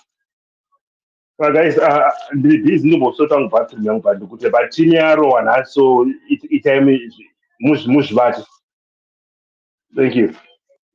maita mukoma mhovha takatotsamwa tese vakomanawe kuna vamwe vachafara chaizvo nenyaya yekuti Everton hameno zvaita. Okay, thank you very much. We go ahead. Mukoma Tadini, you are going to be next and ndoda kuti ndisati auya kwamuri I just wanted to inquire from you to say is it by coincidence that our religious groups, our non-governmental organizations, civic organizations, they've become so passive?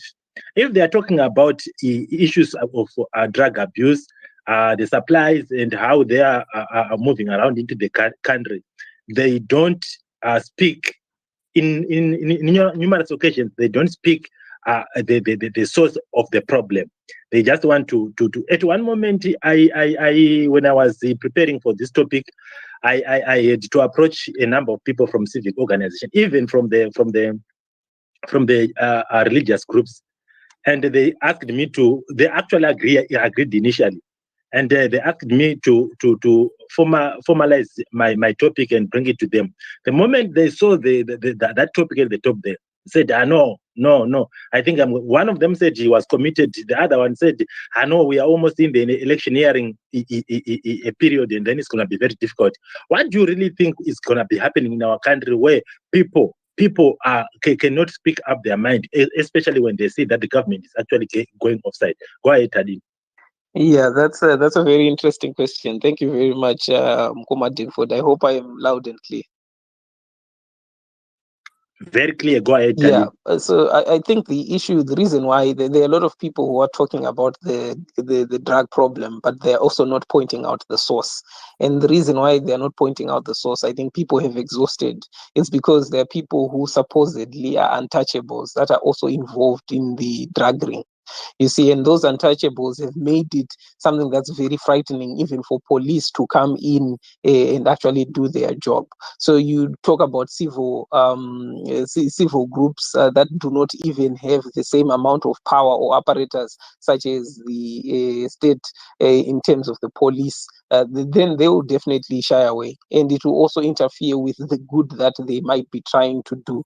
So they will not say the absolute truth, maybe because it will have them stopped from practicing. So they would not point out. They will just acknowledge that there is a problem, then continue to try and fight it. But they are not going to say are involved. And if you look at what has been happening, you can already see a lot of money laundering gigs that have come up. I mean, munhu anotengesa a glass shoe ikuoneka kuti yakasosonwa zvakadhakwa, it's $700, and ari kuita masales anopfuura kana kuti 50 a day. Who's buying a glass shoe, a plastic, $700? Right? So that's already speaking to these issues, the money laundering zichiitika munyika, kuti mariyo yemadrugs ndo iri kugezwa in some of these institutions, in some of these phony companies that are coming up. So silencing iri pakutya, kuti one, tinomiswa from operation, coming in of the PVO bill, two, tinobva tatotadza kuita the little good yatiri kuita kuseva vanhu, tikada kunyatsotaura kuti who is responsible for what is happening. And you can't step away from the politics. I think people were right. Marseille pointed out how this is political. It's political. Even the action that is being taken by police now, this problem has been around for over 3 years. It has been rising. I would want to say actually 4 years. It has been going on its peak ever since. Unfortunately, let's say coincided with the new dispensation. I don't know if it's a coincidence. Okay, I don't know if it's a coincidence, but it coincided with the new dispensation, and so we also have to investigate that. But one thing very political is what the police are doing. They haven't been doing anything active in the past 3 years. They only want to do something that's active 5 months away from an election. So this is actually a campaign strategy. And this should speak to the opponents of the current government. Could they also supposed to speak on issues of how they're going to deal with this drug problem that we now have to deal with? What are their policies? Because if they don't, someone are going to freeborn. Ari kunyepedzera kunga ane basa rakuita, yet tiri kuziva kuti for the past 3 years hapana chaangachita. All of a sudden taakuona imbwa dzakasimba simba, tasikatombosiva kuti K9 unit ine imbwa dzinoonekera kudaro. Handiti that on its own is the politics. So everyone has to jump in. The opposition that's coming, let them speak to what they're going to really do and let the people actually buy into it. After that, definitely there has to be a government change. You can't talk kuti directed in a government. If my brother spoke more for the government can say change one, that's true. But we'll then have to create my other centers of power, which is my organized societies, whereby we would have to fight the drug problem ourselves. Like right now, while you're waiting for the election, I think it is okay for people to fight the drugs within their own communities. Munoziya kuti ningi ndi ari kutengesa. Why are you ignoring that person? Why cannot you go kuna counselor when you, if they are not involved? Oma groups evakadzi vasiri kuda. Munoziva zvinoitika kumusha pakanzi pane mukadzi ari kuhura. Vakadzi vese vemuraini vese vanoungana voenda kunotamba pamba pake vachidhensa vachiita sei kuti ngaabudiswe munomu vachiudza sabhuku dobs can speak attest to that. Panotamba vobva vataya mukadzi uyu hatichamude ngaapfeke ngaende. Ukanzi uri muroi, that's the same thing that will happen. Right. So why are we not doing the same with drug peddlers? We did that with the murderer recently. Magaita citizens arrest. Ngativasunge tovabata neproof yacho if we can organize as men to do that, tovatakura kana kuti neevidence toenda tonosiya mumaoko emapurisa, then we really can show kuti ari complicit ndeupi, and would have tried to do something that goes beyond speaking, create alternative powers of accountability, alternative centers of reaction, or alternative centers of power, and then still go to election hoping for the best. Because I think, lastly, I would say anyone Arukuti, let's not talk about it really political. It's a disgrace to their profession, especially me my professions out. So it's a great disgrace. You can't do anything of that. You can't divorce this issue from government. You cannot. You can't divorce it from politics. Everyone has to speak to how they're going to resolve this problem. It's affecting future generations. It's affecting the current generations also. So everyone has to actually speak from a political sense. Then church, we're not doing enough. The religious leaders are not doing enough. They should be in front of it. Panama drugs up, kutengesa, tawabudisa. What is the government doing about it? Question it from that end. And that might even twist those government officials who are involved, could participate, even wasirkuda. Then lastly, I don't think with a conspiracy. People are talking about a conspiracy intentionally hurting the youth. No, these guys sell to anyone. Conspiracy report, there are some people who are power hungry and who are money hungry and who will make money whichever way they want, whether they're stealing from COVID patients or they are taking your life by selling you drugs. You see, there's just a group that came in that's willing to do anything for them to become billionaires. It's not really targeted to the youth. It's unfortunate the youth are the ones that have suffered the plight more. But I don't think pane conspiracy actual targeting. Ingori vanhu vane greed, excessive. Vada kutora mari kuma-dumping site, vada kutora mari kumapiritsi COVID, vada kutora mari nekutengesa mbanje, vada kutora mari nekutengesa gold. They are addicted to money and becoming rich at whatever expense. I think that's how I would put it. And unfortunately, the youth in Dovaita suffer the brand of this whole thing. I hope ndakwanisa kuanswer question yenyu Mkoma Danford. Thank you. Well, thank you very much. And I think a number of us here would really agree that it is very difficult under the circumstance for an ordinary people, an organization, even an activist in on the ground in Zimbabwe to speak out the way that maybe some of us could be doing this. In particular, as you've just highlighted the issue of the PVO bill, which has just recently been signed. The government, it doesn't care whether all the NGO or civic groups that are in the country can be closed down as long as they retain their power. So they are so uncompromising, and that is the reason why some would not speak out against that. But unfortunately, we are doing that at the expense of the welfare and the livelihood of our children. As we are going to ending our space, like Dr. Mefa has just said, those who are going to be submitting, really let's concentrate on issues to do with how can we really sustainably do away with this project that the government is just letting go like this. Unfortunately, like we have just said, a number of the institutions in Zimbabwe have been captured by the state, and even if you would want to bring about suggested solutions to the problem, it is going to be very increasingly difficult for the ordinary citizens, for even political institutions that would want to do it. And that is the reason why we are having people actually opting to say, which I don't think will ramba. Things will come right as long as we do a sacrifice too. If you are close by, for those people who are around the Southern African Development Community, who are able to go and register when there's time, they should do that. Those who have got the resources should also mobilize resources for people to go and register. And then when the time comes for registering, for voting, people should ultimately do like what they would have promised. So as we go on, we can ask King Albert, and then we'll go to Mercy. I see, Basta, you've got something to say. We're going to come back to you. But King Albert, go ahead.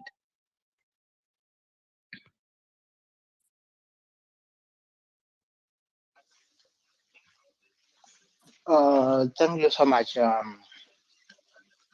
Mkoma Denford. I hope you can hear me. Yes, yes, I can hear you. Go ahead. Yeah, I wanted to respond to a few issues. You know, people, they have a weakness of blaming the victim.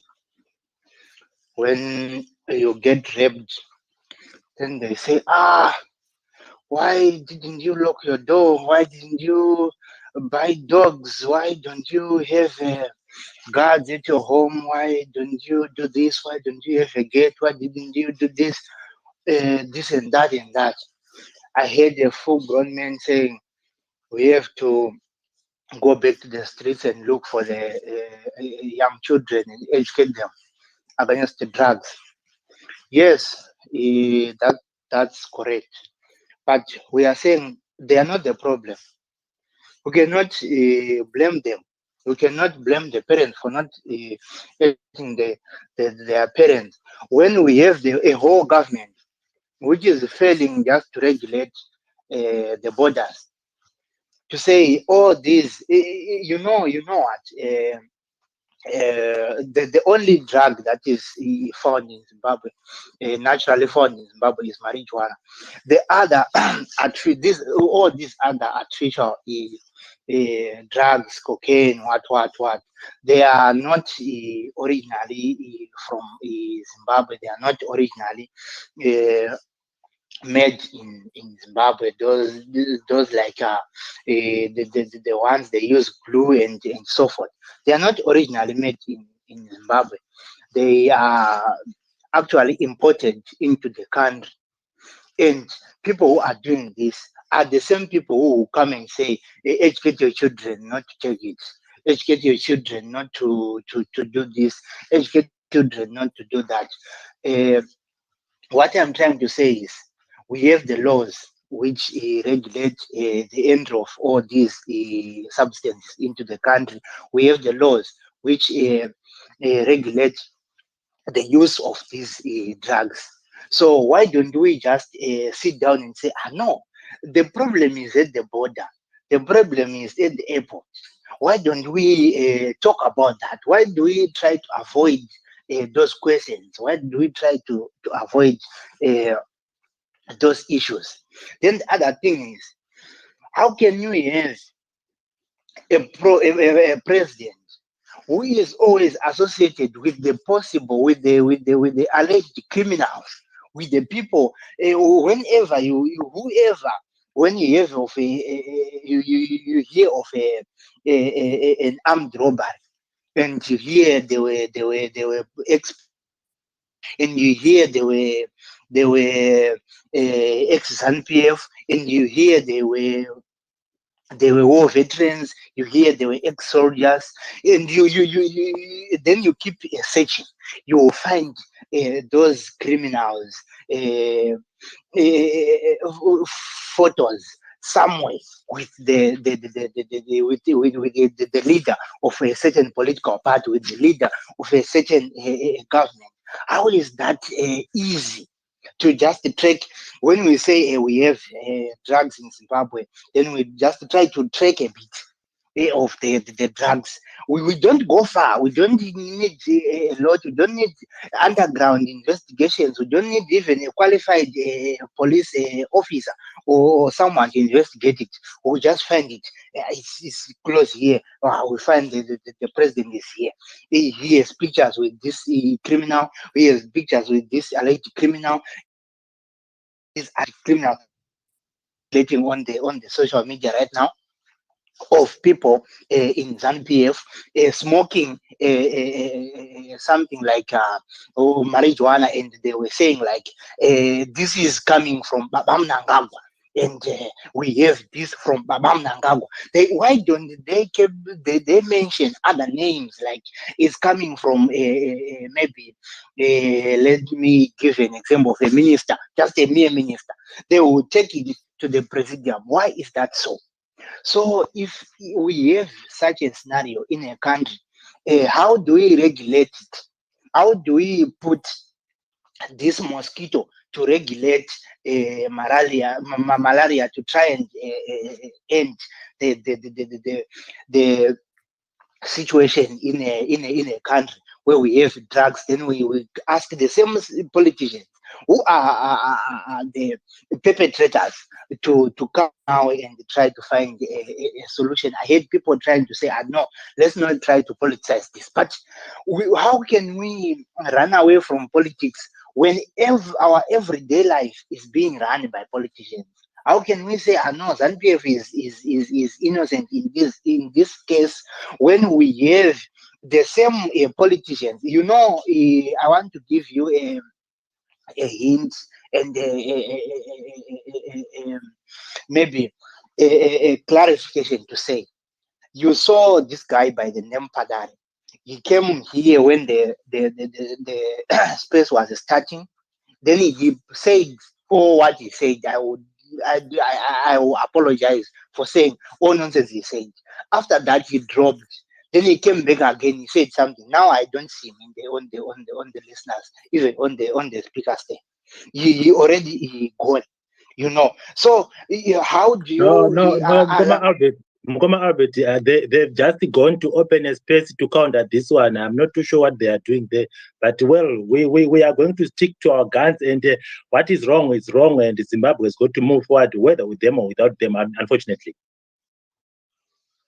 So what I'm trying to say is that they come to your space, they try to shape a narrative, they try to give you what to say, they try to tell you that America is also doing it, so and so is also doing it, so it might be correct, and we might have so and so issues, this and that, but we don't have to go that far. We just have to identify, no, we have the problem with these people. We have pictures of a certain leader who is seen with the pipe of marijuana. We have seen a lot of activities in ZANU-PF which have supported these drugs and these drug lords.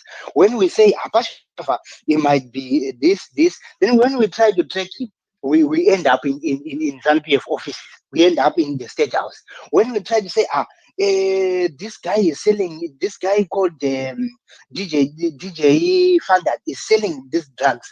When we try to track him, it ended up there in the offices. When we try to go to Bedbridge, as this other guy was saying, we don't go anywhere. We don't find any other political party there. We find all in ZANU-PF. So what I'm trying to say is, when they come to our spaces, when they come to these institutions, they try to shape a different narrative to say, no, this is a global, this is international, this is what, but we have to look at it at a national level to say, where is it coming from? Where is it, how is the bronchial entering the country? Don't we have regulations at the border? Is it even allowed? Who are the officers there? Isn't ZANU-PF having a lot of officials there? Aren't they able to regulate these drugs into the country? That's what we have to look at, not to go too far to say, no, they are happening elsewhere else. That's what I wanted to say. Then also I wanted to mention a single thing to say. This is a health matter. When you get into those addictive drugs, it's your own problem. I know there are maybe one or two youth who are listening. I'm also youthful, and I appreciate that I got to escape the drug problem. So I wanted to just say, this is a health, a mental health matter. This is also educational. This is also something that you can live, a problem that you can live with it throughout your life. To say you are now addicted to something like heroin, so you won't be able to be yourself. You won't be able to do it yourself. You won't be able to do anything yourself. So those people who are actually selling, they are actually stealing your money at the expense of your future. So you have to be sure, you have to make sure that you avoid these addictive drugs. That's what I wanted to say. Thank you. Thank you very much, Koma Albert there. And it's very important that people should really take charge of themselves. You mustn't even think about which part of the community are you staying, which political dimension are you following.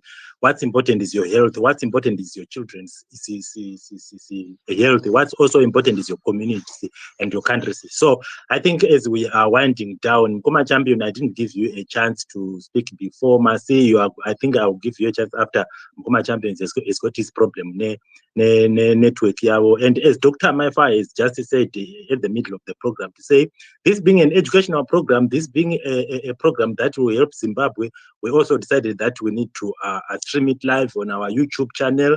And then also, if you go to change radio, it is there. This is in order for the audience to be so diverse and people will hear what we'll be talking about. So as we are speaking, we need to really understand that there are a number of people who will be listening to this such programs which are so important.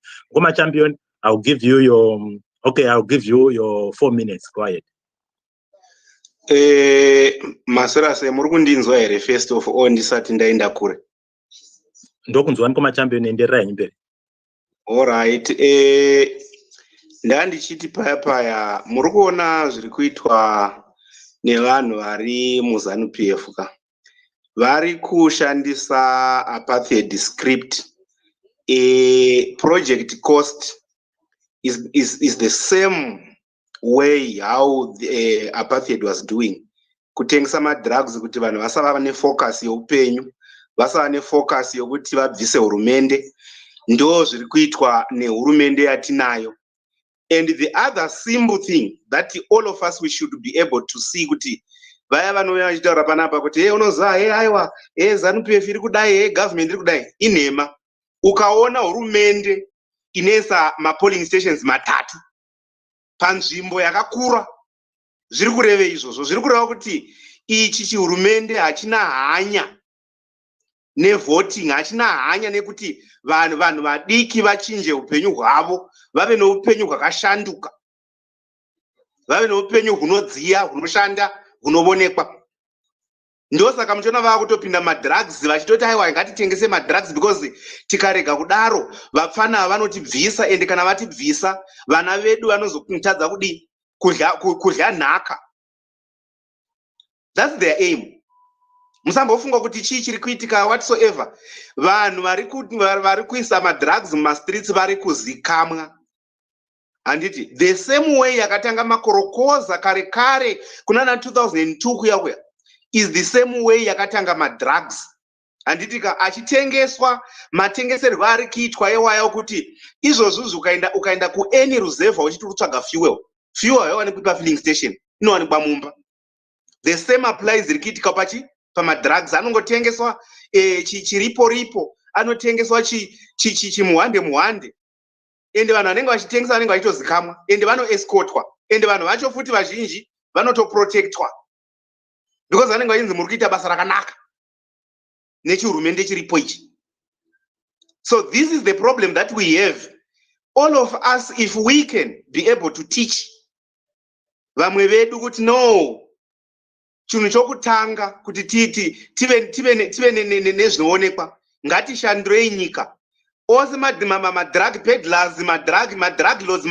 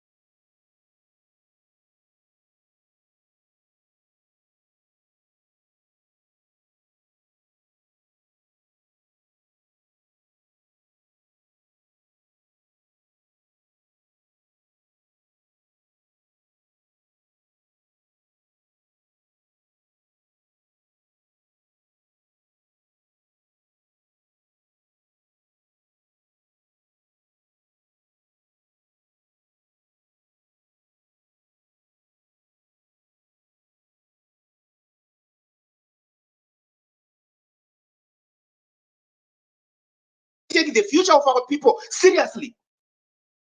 Tinosera tichitumwa nezvidhara, tinosera tichiita se ukaona uchiri panguva yekuti unotumwa nechidhara uchichidhifenda paTwitter uchiita sei hausati wakura deno kungoti vanhu havana butsotsi deno muchilista dzimba dzevanhu ivava vanouya pano pamaplatforms vachi mondoisa madrugs muvana vavo kuti varwadziwe because they're stupid.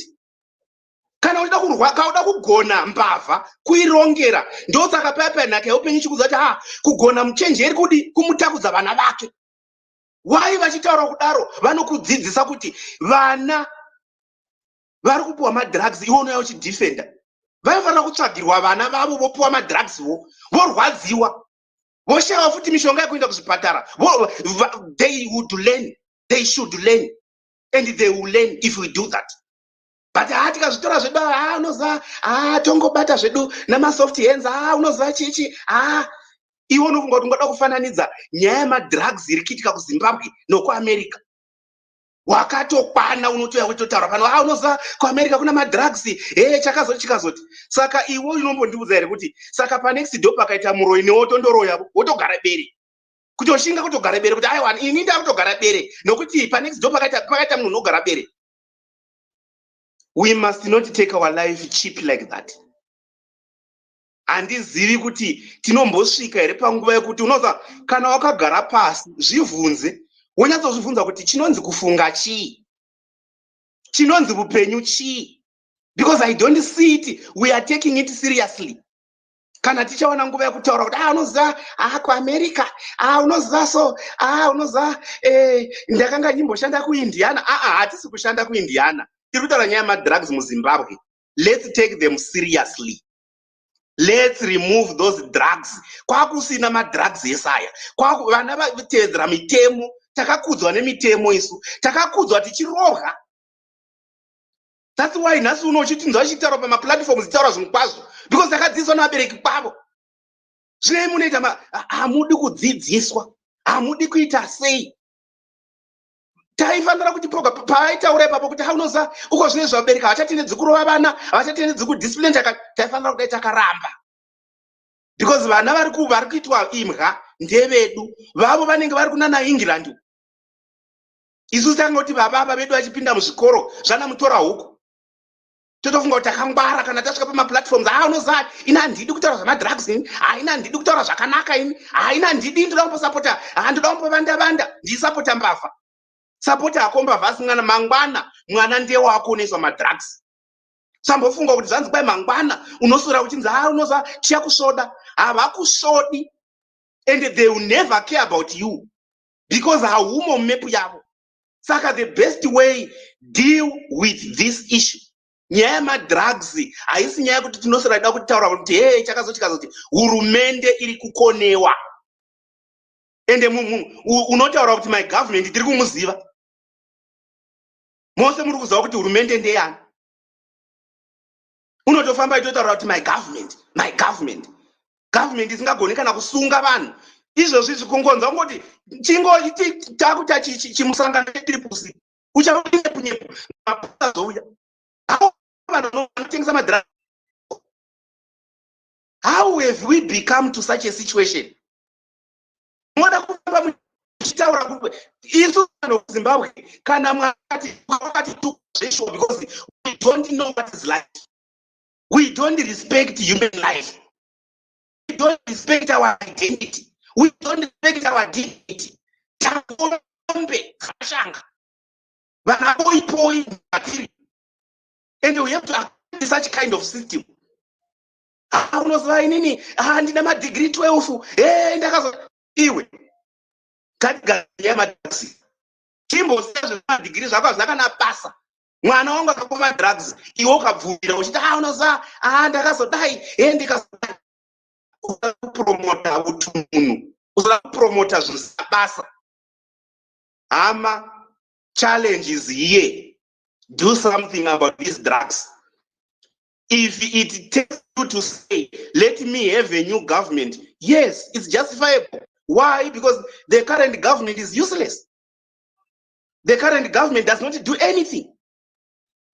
anogona kusungachamisa ndo madrugs angondivhudze chamisa ndo madrugs enyu here munosera muchidzingirira nawo muchisiya munosiya madrugs chaiwo chaiwo munosera muchitenesa navanhu ve3 C imi muchizwa kuti madrugs arimo makuita sei chaizvo chaizvo musera muchisunga vanhu private meeting budi musera muchisunga vanhu basa madrugs achipinda muchitofara kuti anoza ndapa $200 profit drugs hauziva kuti mangwana zviri kuuya kwako ende zviri kuuya where we are right now. If you don't take action uchazozviona ende zvichafa nenyika uchazomufurena mutamako ausazivi auona uchaona uchinzi mufurena mumamako machinese akutsingirira chisiya ende chabenzo handidi kuza nhema don't care ndinokuda benziyo wazingirirwa benziyo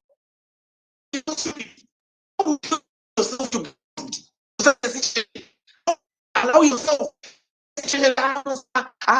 ini handakazo nyeko cheni izvofamba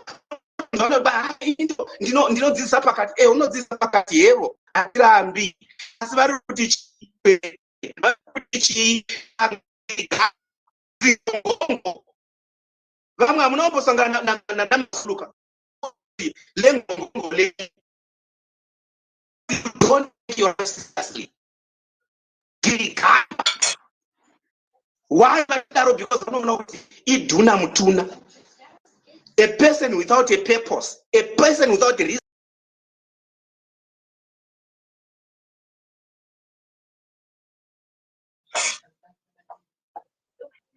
Yeah. Mukoma champion ndofunga network yenyu iri kukukanganisai, but I think you mataura zvandaona kuti ndofunga since mamboita nguva musingatauri maona, but thank you very much for your concerns, and I think you have addressed it the way that you think. Mukoma Ndaba na Masi, I'm gonna give you your last moments, then todi towaenda hedu mazvita henyu nekumirira kwenguva yakaita saiyo. Saka Mukoma Ndaba, you can speak, after which you get to Masi. Dr. Maifa, you round up. Oh, thank you, Mukoma Denford. You know, when we were growing up, we envied to be children of the elite because of the privileges they had. Those guys used to go to better schools. When they finished high school, they would go abroad for further studies. On coming back, they would be deployed in positions of influence, permanent secretaries and the like. But nowadays, it's sad in that their fathers impoverished the entire Zimbabwe, and they have recruited their children to take advantage of the impoverished people to make business on drugs. It is disheartening to hear people of professorship caliber comparing Zimbabwe's drug abuse with America, as if that will lessen or makes Zimbabwe better in using drugs. What is bad is bad. We expect people who claim to be professors to help us investigate causes of failure rates. As we speak, Zimbabwe recorded 28% pass rate at all levels. But you hear an adult saying drugs is an international issue. It's not the problem which is only isolated to Zimbabwe. That's rubbish. My dear people, let's encourage our people back home to go and register to vote and turn out to vote in numbers for change. Because as long as ZANU-PF is in power, there is nowhere we are going. Our youth are destroyed. If you destroy the youth, you are destroying the seed of a nation. We need to be serious, honestly. I was so angered by some presentations I had this morning that we have people who defend social ills like that. But thank you, Comrade Denford, and my co-host. This was a good space indeed. Let's continue engaging on such discussions. The message will go and probably will reap results in the end. Thank you. Thank you very much, Mkomandaba, and we'll press on. We'll press on, and it's not an individual's responsibility. Let's hear Mercy. Thanks, Stanford and Dr. Amai. I think for me, I have to be very clear. Government, to me, right now, is inferring to all who have power to govern from whatever levels that they govern from, be it from a local point of view, be it a communal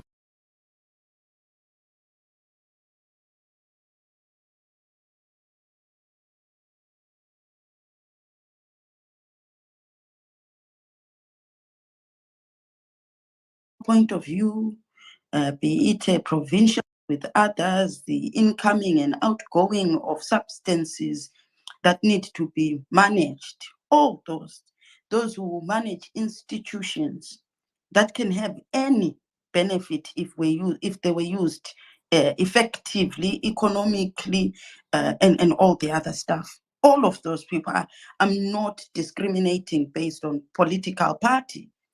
As long as you are in office and the public's trust has been put in you to deliver, you are responsible for this drug issue. From a local point of view, you are the eyes that are seeing the activities that are happening in your community. You are the ears that must hear the problems of the people that are in that particular area. You are also entirely your whole senses to make up the solutions that must fix those issues, to identify the opportunities that exist that may enhance other things, to prevent the bad from getting above levels that you can control and diminishing the full potential that your area of influence may get.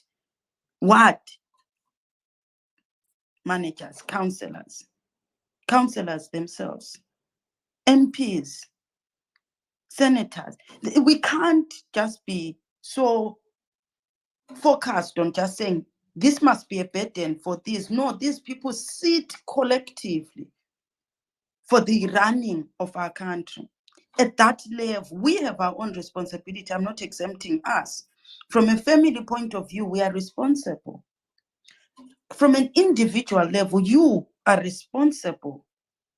Then there are other civil society organizations, religious organizations, they must take on their own responsibilities. But where my issue was, from a government point of view, where even as we speak right now, there is not a call for us to hold people accountable to show us the plans that they have for this crisis that we have identified, to deal with the issues that we cannot cope with in our individual capacity or as a community or as civils, where we say this is what you must be responsible. So far, we are 6 months or how many months before elections, and we are prompting each other to elect different, alternatively, maintain the status quo. But we are not actually saying what is on offer by all these people to deal with this crisis.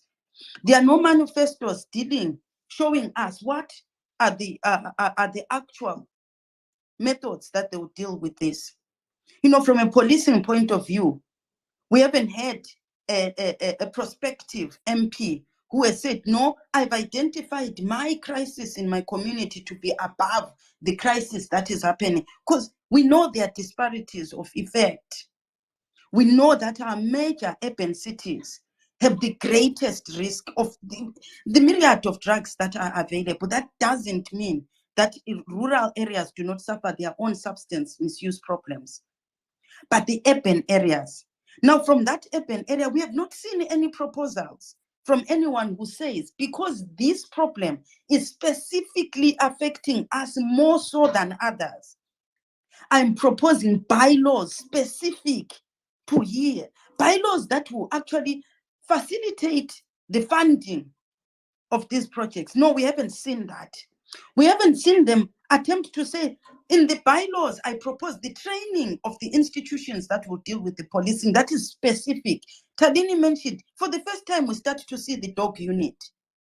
There is no policy that has been now said for every what are the roadblock, there must be a police dog that is there for the purposes of not just catching motorists without a license, a bad vehicle, but also so that we have an opportunity to catch drugs as they are in transit.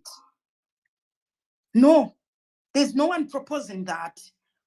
All we are getting is, well, don't vote for these ones because they are so poor. But for us to vote for you, I think we have a responsibility as citizens to say, if we identify that the youth, because of the impact of drugs, their critical autonomy has been so impacted that they cannot self-advocate for the policies that they want, the unaffected must then act as the responsible adult and demand these services be available. But no, we are not even calling the ones we are asking to represent us to produce for us methods in which this will be done. Projects that will actually keep this running. How will they be sustainable? How will you enforce and ensure that government actually pays? Because whether we like it or not, results will come out. They may go your way and they may go against what you had wanted, collective or central. But from a local point of view, have you held responsible to ensuring that the representative there actually is the best one with the best plan? Harare, for example, its crisis is more than it is in Bulawayo. I'm not saying Bulawayo doesn't, I'm saying equitably. Because of its population size, because of the other multiple indices of deprivation that affect Harare itself. So, and we can't equate the effect of drugs on rich people and the effects of drugs on poor people. When rich people are affected by drugs, we saw the children of the ex-president being suspiciously taken out of Dubai. How were they affected? Moved to another country and continued with their lives. Our children, are they impacted the same? Your child gets thrown out of UZ. What's the other alternative you have? Gets arrested and creates a criminal record for themselves. How has that impacted them as they progress with their lives? So to me, I think if we say government, we must be honest about what it is that we're calling government. We can't be selective because we give others an excuse to not produce the evidence of their ability to actually get rid of the problem. Right now, as we go into the campaign, if we consider in some localities that drugs become a priority in their manifestos, those things must headline. There mustn't be a representative who's asking for our vote who doesn't have that as in their top 10 of priorities. And he must not be equated to a person who's in another jurisdiction where this issue is not that much. We know there are areas like that. Their issue could be marijuana. Their issue could be alcohol. And it could be the only thing. But within their local community, they've got their own strategies for dealing with that. Then we now need to know, how are we dealing from a policy point of view when we catch Mbaj.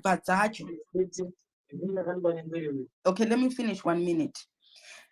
If we are accusing my landlords of actually being the producers and sellers of this Zimbabwe. And we understand that from an economic point of view, we haven't got the finance to do the rehabilitation of the affected people, the victims of drugs.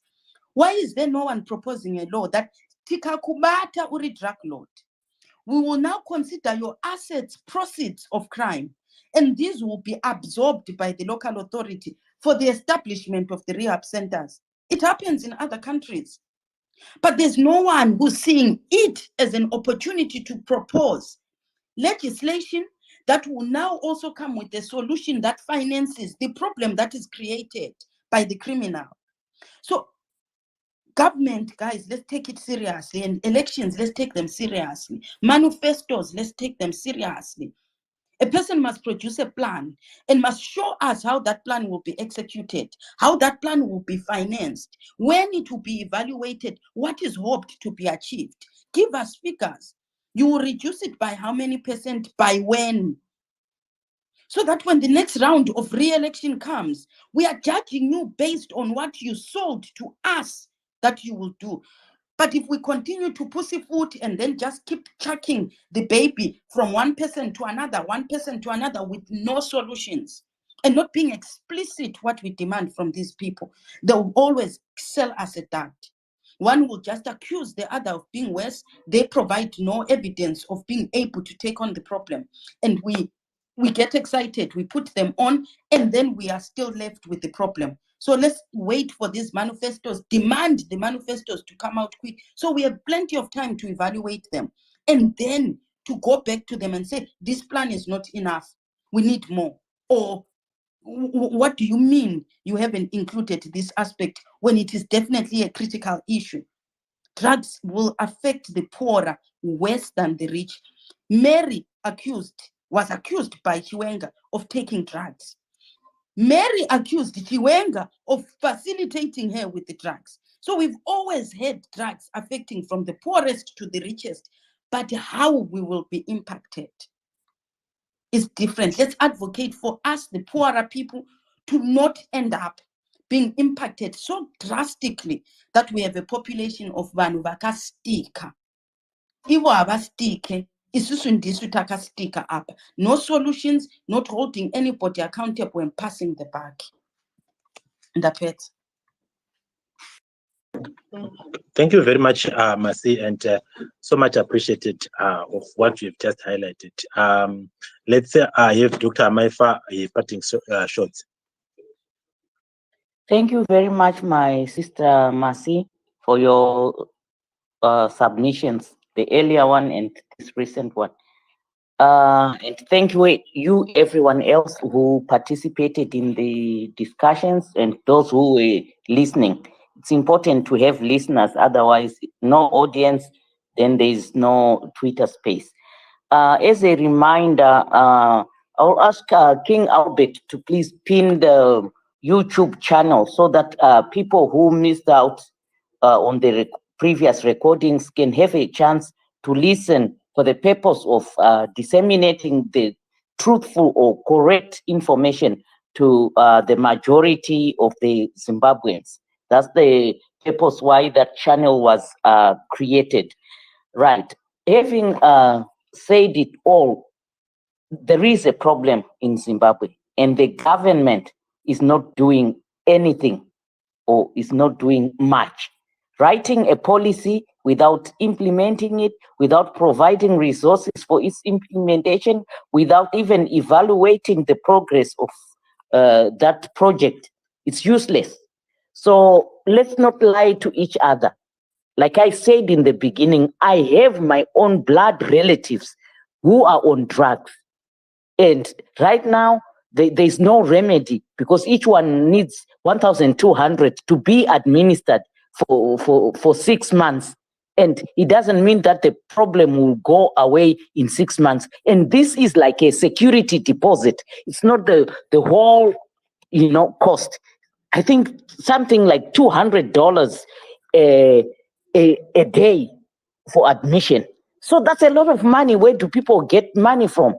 Some of the so-called rehabilitation centers that we have back home is just like a an area of confinement where they try to make sure you don't have access to drugs, but there's no actual therapy per se. So let's help our relatives. Let's help our communities. Some of us here could be professional mental health practitioners. If you have ways of helping our parents back home, please do. They need information before it's too late. Like, for example, mukaona mwana akutanga kudai kana kuti akukupindurai. In our culture, we never talk back to our parents. Mukaona mwana kutokuchallenge hai kana kuti mukaona ma-eating habits omwana akudai, mukaona mabasa ake ekuchikoro akudai, or mukaona ma-friends ake, whatever piece of information that we could share in social media, on social media, whatever platform, let's help each other as Zimbabweans. Nokuti varipo vamwe vabereki vasina clue, unotozongoona mwana akukurova ndosheya kuti zviri kufamba sei. All those also who are connected to church groups back home, let's send the message there so that the churches can do their role. Unfortunately, some of the so-called churches are also selling the drugs.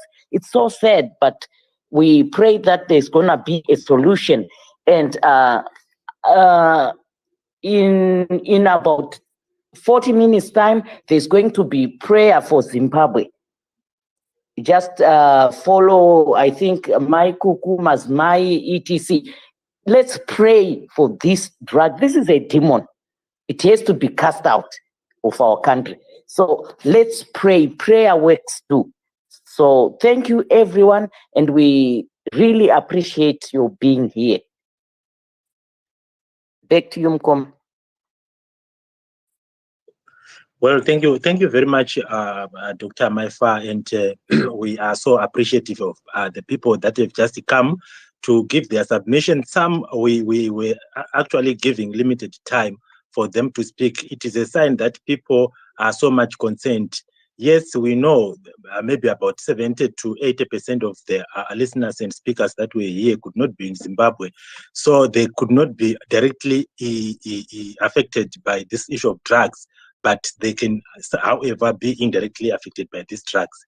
And also, we need to really understand that because of the passion for our country, everybody wants to see good in their country. So I'm so much happy that we see people coming to have such a discussion, and we are having a very credible discussion in which we need to shape the policy of our body politic. I'm happy that Masi has highlighted and talked about how we can, as social media people, can influence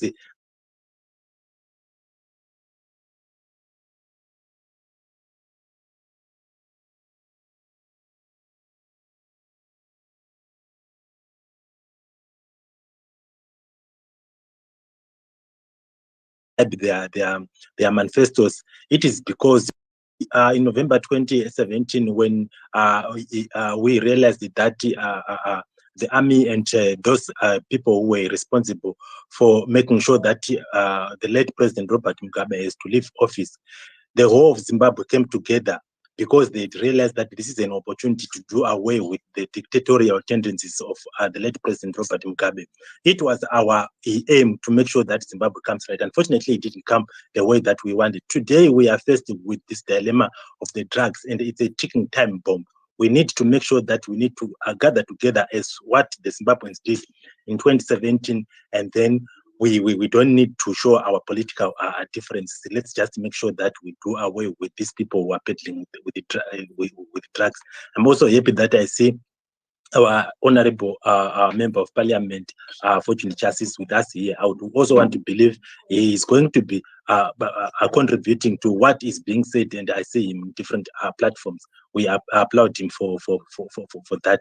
Thank you very much, everybody, for coming. And until we meet again next week, when we are going to be talking about these important issues that are bedeviling our societies, our country, we appreciate. Thank you very much. God bless everybody. Thank you.